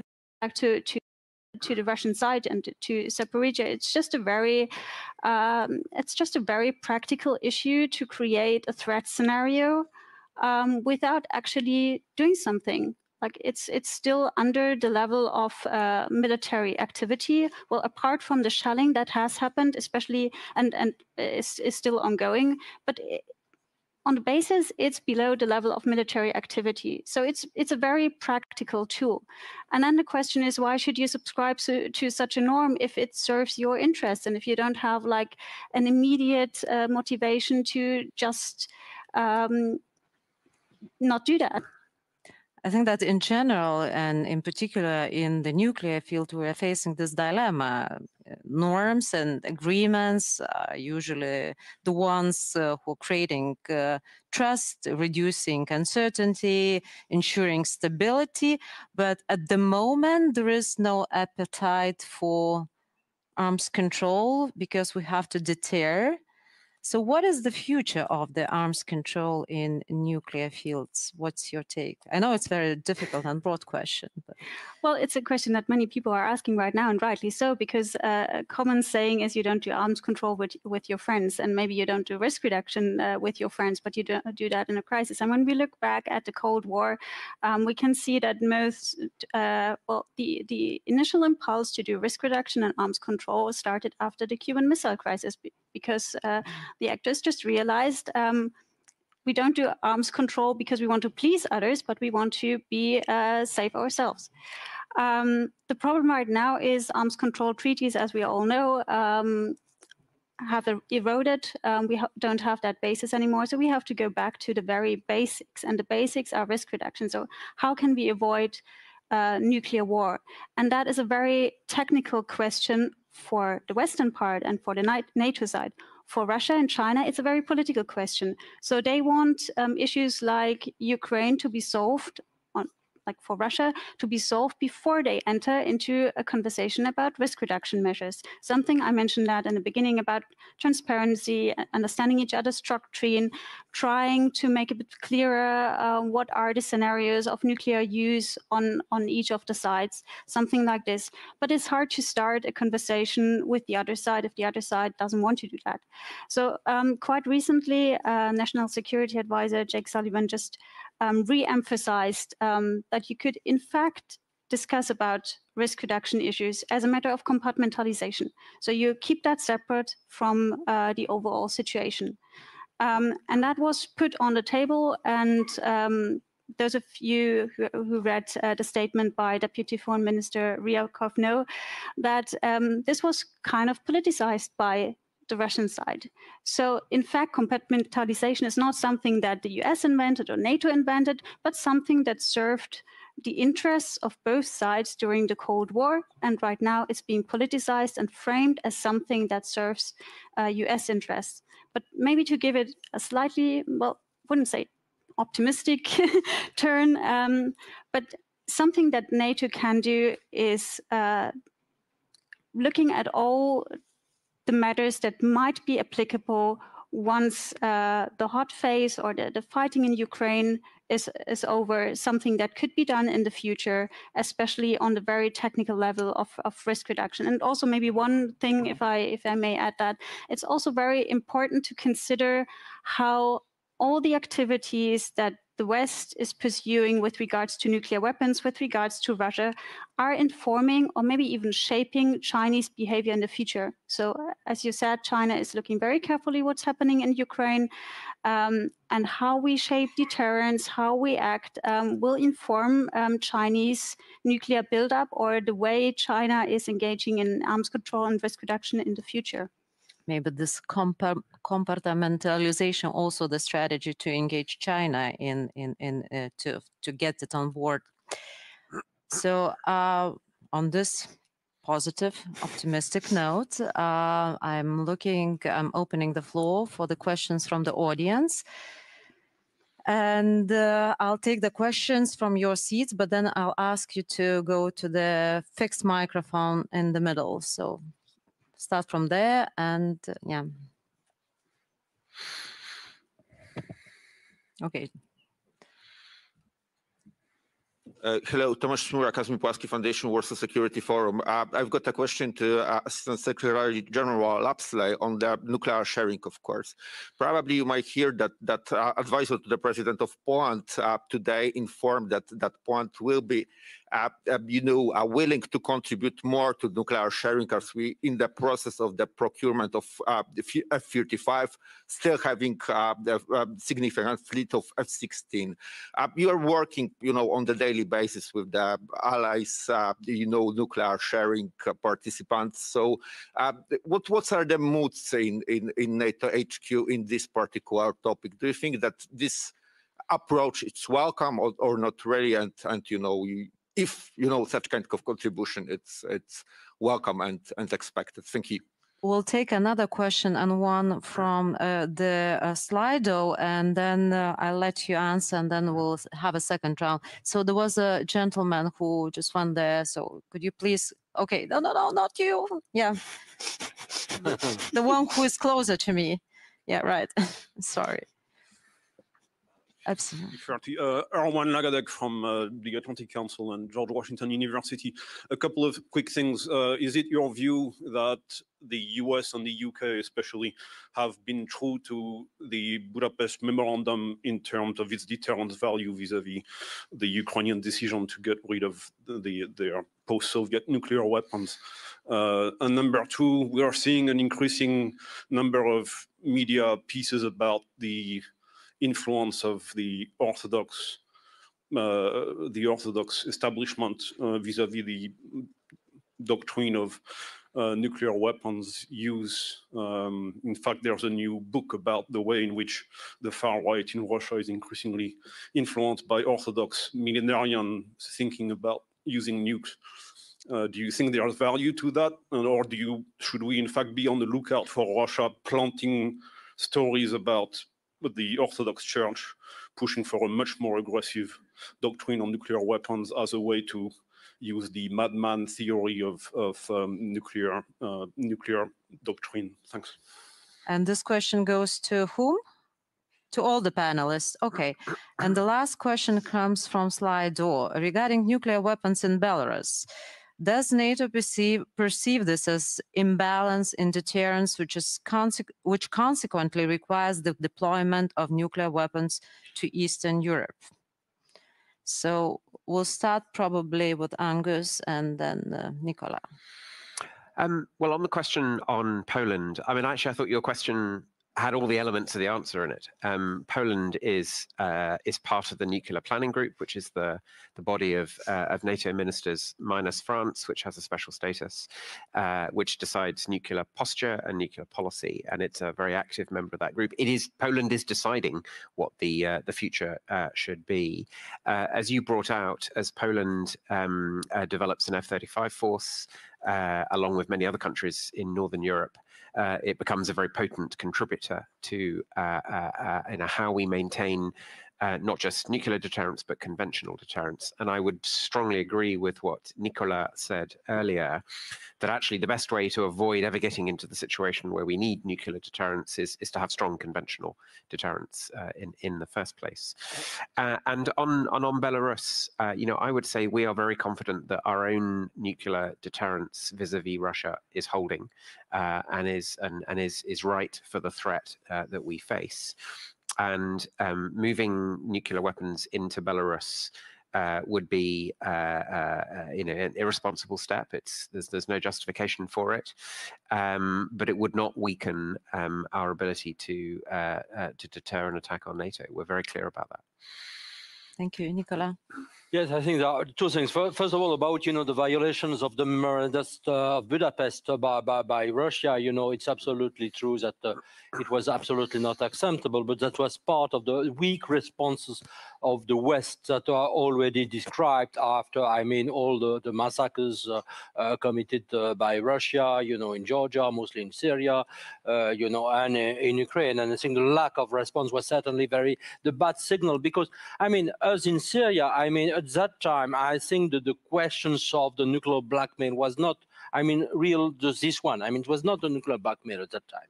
And in fact, the fact is that basically we were as weak because we feared, I don't know what exactly.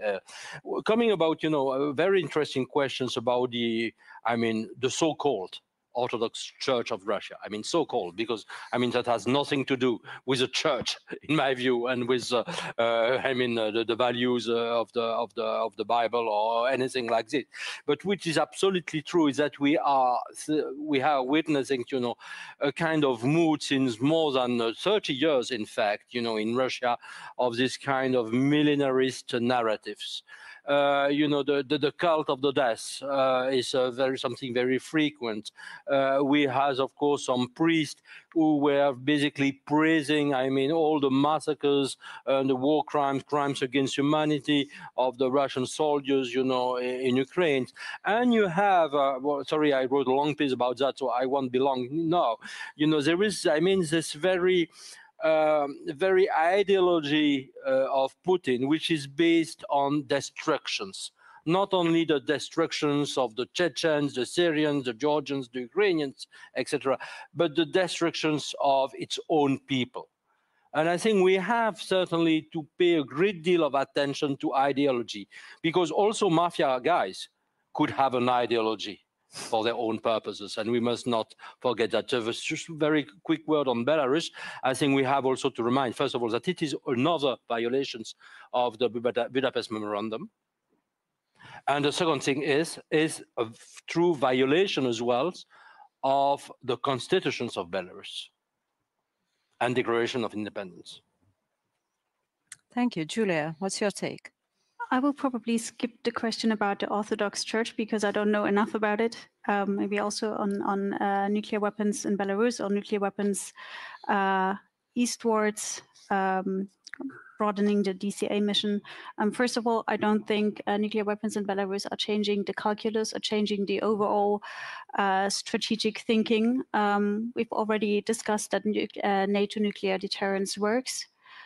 So I think that's the baseline. And then two things that I would like to add. First of all, I don't think we should fall into the trap of tit-for-tat strategy. So what Russia is doing, and starting with, again, with Zaporizhzhia, with very vague or explicit threats around the use of a tactical nuclear weapon, to allegations against Ukraine of using a dirty bomb. Russia is trying to create a very confusing, very fog of war-like nuclear scenario. And I think the best choice for NATO is to stick to the very strong and effective strategy, nuclear strategy that it has, which is based on coherence. It is based on consistency. So I would really warn anyone to fall into that tit-for-tat strategy. And then last point, maybe looking a bit at the broader picture. If we talk about additional deployment countries for NATO nuclear weapons, the West will certainly have to answer questions in the Non-Proliferation Treaty conferences. That might not sound very relevant for this forum, but I can tell you why it is relevant. Because as West, we are not, in terms of population, the majority of the global population. So there are many countries on the brink, and our interest is that Russia doesn't gain supporters over the longer term. We don't want Russia to be surrounded by states in the global south. So we should be very careful how we behave in different formats because they are all connected. So if there are questions in the NPT regarding that issue, I think we risk that basis of support for Ukraine. That's very much looking at the broader picture, but and I know we're running out of time, but I think it makes sense to think about the wider implications. Thank you very much. So I think that major takeaways is that nuclear is very dangerous, so we have to be careful with nuclear. And first of all, we have to be careful and not get involved in this tit-for-tat strategy, because it might lead us on very dangerous path.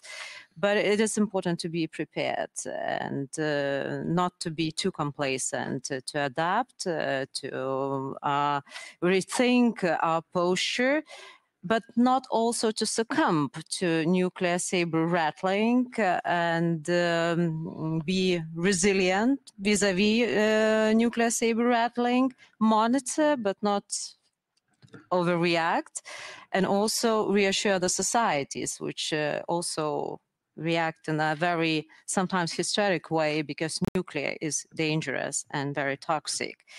And although there is no probably room today for arms control negotiations, but we will have to come back to these negotiations when the war is over. And as Julia suggested, probably these conversations have to be compartmentalized, and it's not only taking Russia on board, but also China and potentially other players.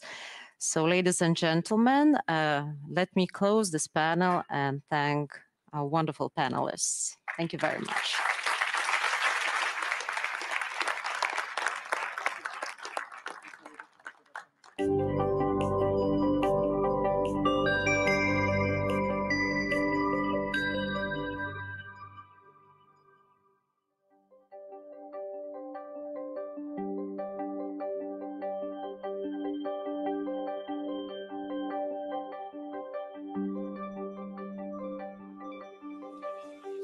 Our short announcement that the session we were supposed to have at 16:40 may be moved to tomorrow. And the second one, we are going to have a coffee break, long-awaited coffee break, 20 minutes. After that, we will go live with Washington, D.C. Please be back in 20 minutes.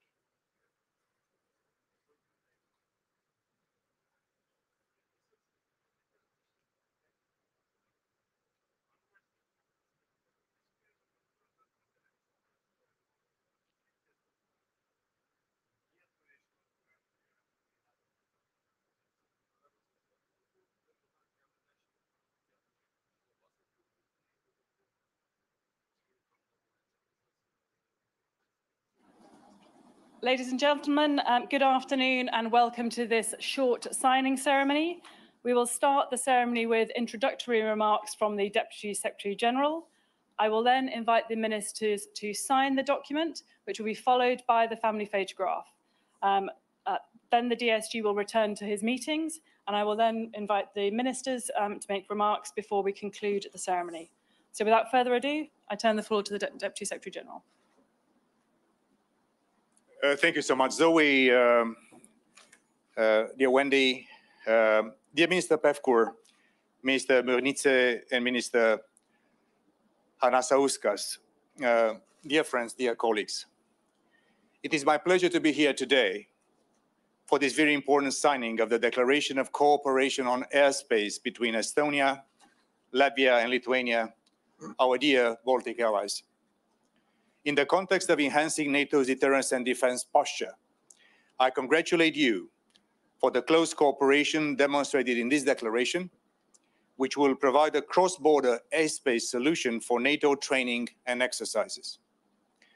Allies have already enhanced the NATO air and missile defense posture on the eastern flank by deploying air and missile defense resources and executing enhanced vigilance activities, thus demonstrating their solidarity, determination, and ability to defend alliance territory and our populations.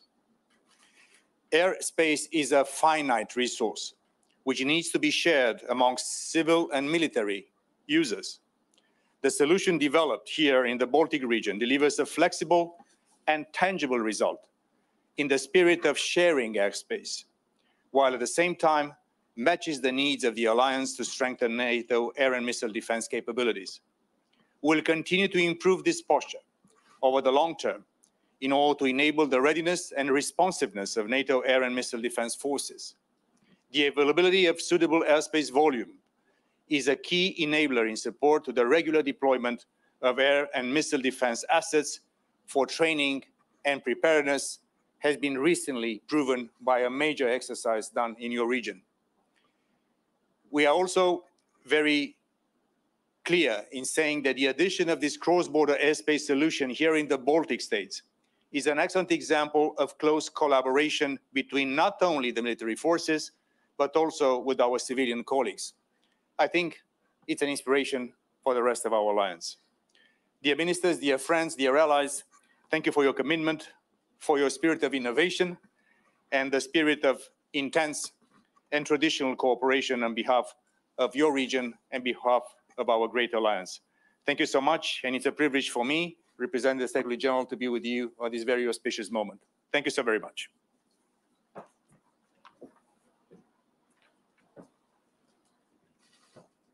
And I invite you to sign the declarations in front of you.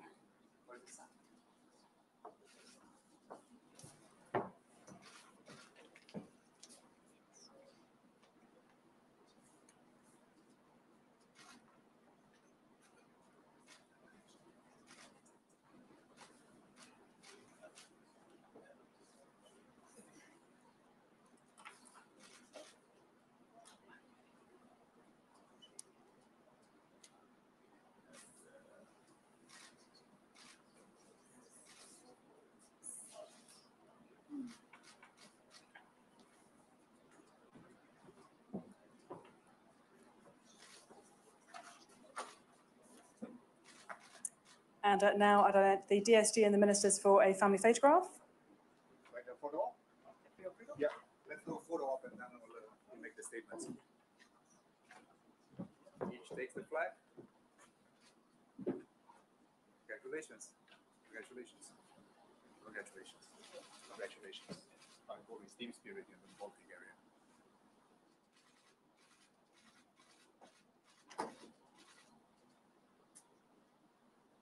Thank you so much, and I will leave you for your declarations.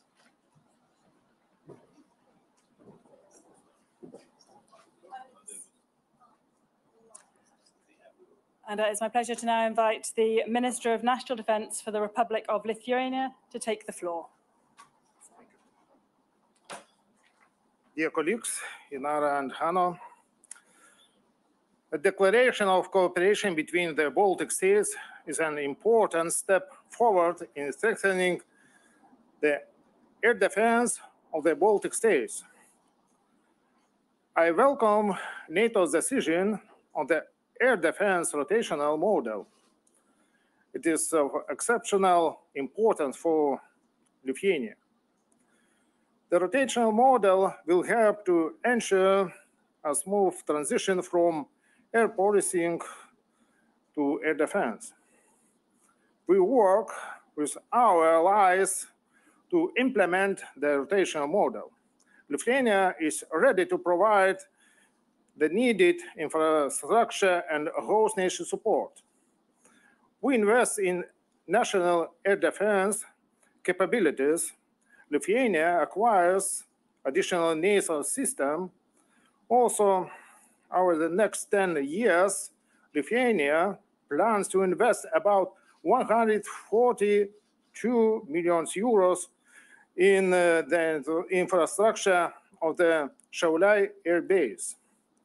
We are grateful to the allies for deploying air defense assets for the protection of the NATO summit, which contributes to success of this event. At the same time, we see the deployment of air defense capabilities as a first step in testing the principles of the air defense rotational model. Thank you.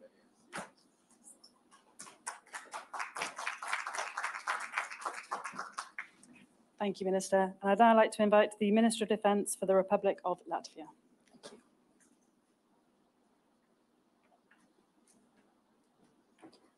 Thank you, my fellow colleagues, ladies and gentlemen. Ukrainian resolve to protect their country and people against Russia's aerial firepower shows us every day that air defense is an important component to determine course of the war, and success in air and missile campaigns would be different in any other potential conflict.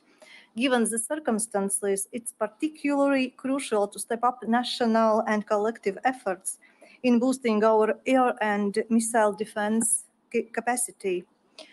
I echo my colleagues and welcome NATO's decision on air and missile defense assets rotational model, which is incremental step for whole alliance.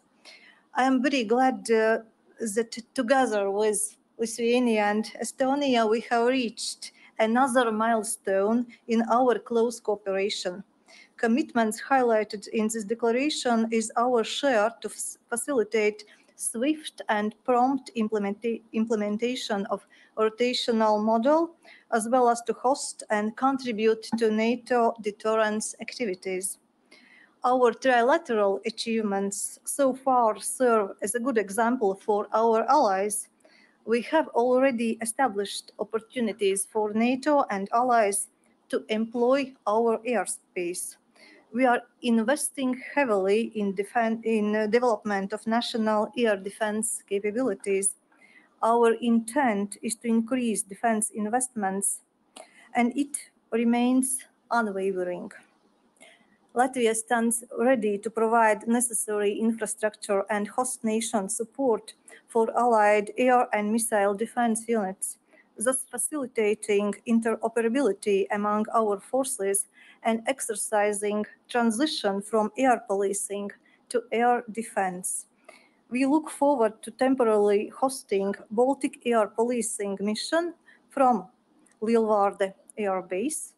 Relocation of this vital mission demonstrates NATO operational flexibility and provides novel locations in the Baltic region for allied fighting jets to test interoperability and to exercise. I am confident that sky over Baltic states is and will remain secure. Thank you.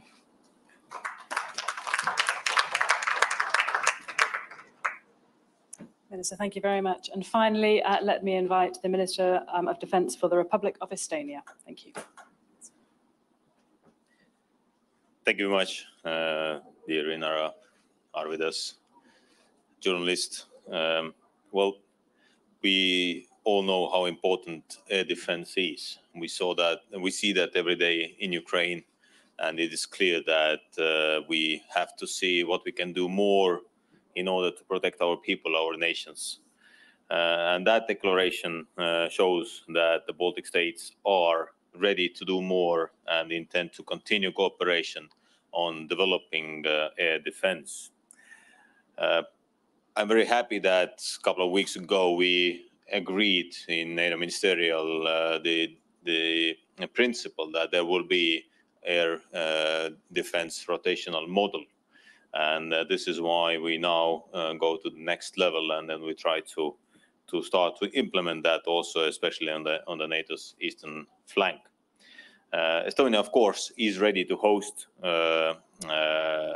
that kind of missions, and we are ready to offer our host nation support to that kind of missions.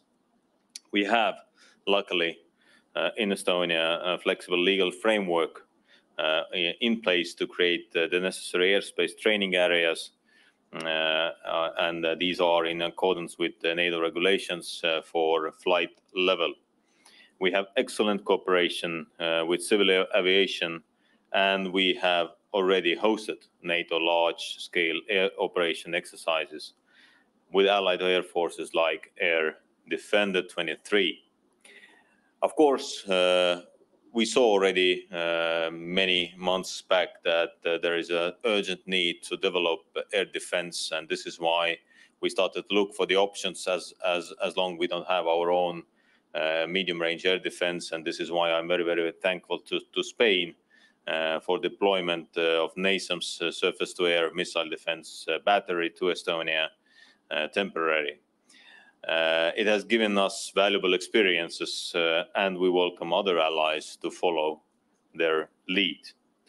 Obviously, we need to invest also more, and definitely we will also do, and we will invest to our infrastructure. We will renovate Ämari Air Base next year, and this is why I'm very thankful also to Latvia that they can host the air patrolling mission that time.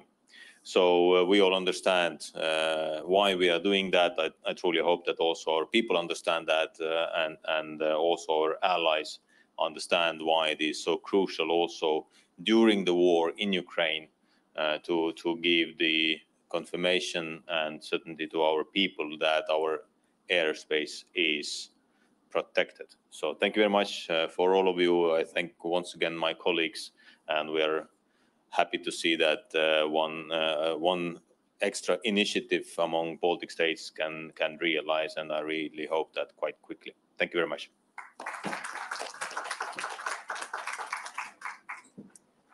Ministers, ladies and gentlemen, that concludes our ceremony today. Thank you very much for attending, and I wish you all a wonderful rest of the summit. Thank you.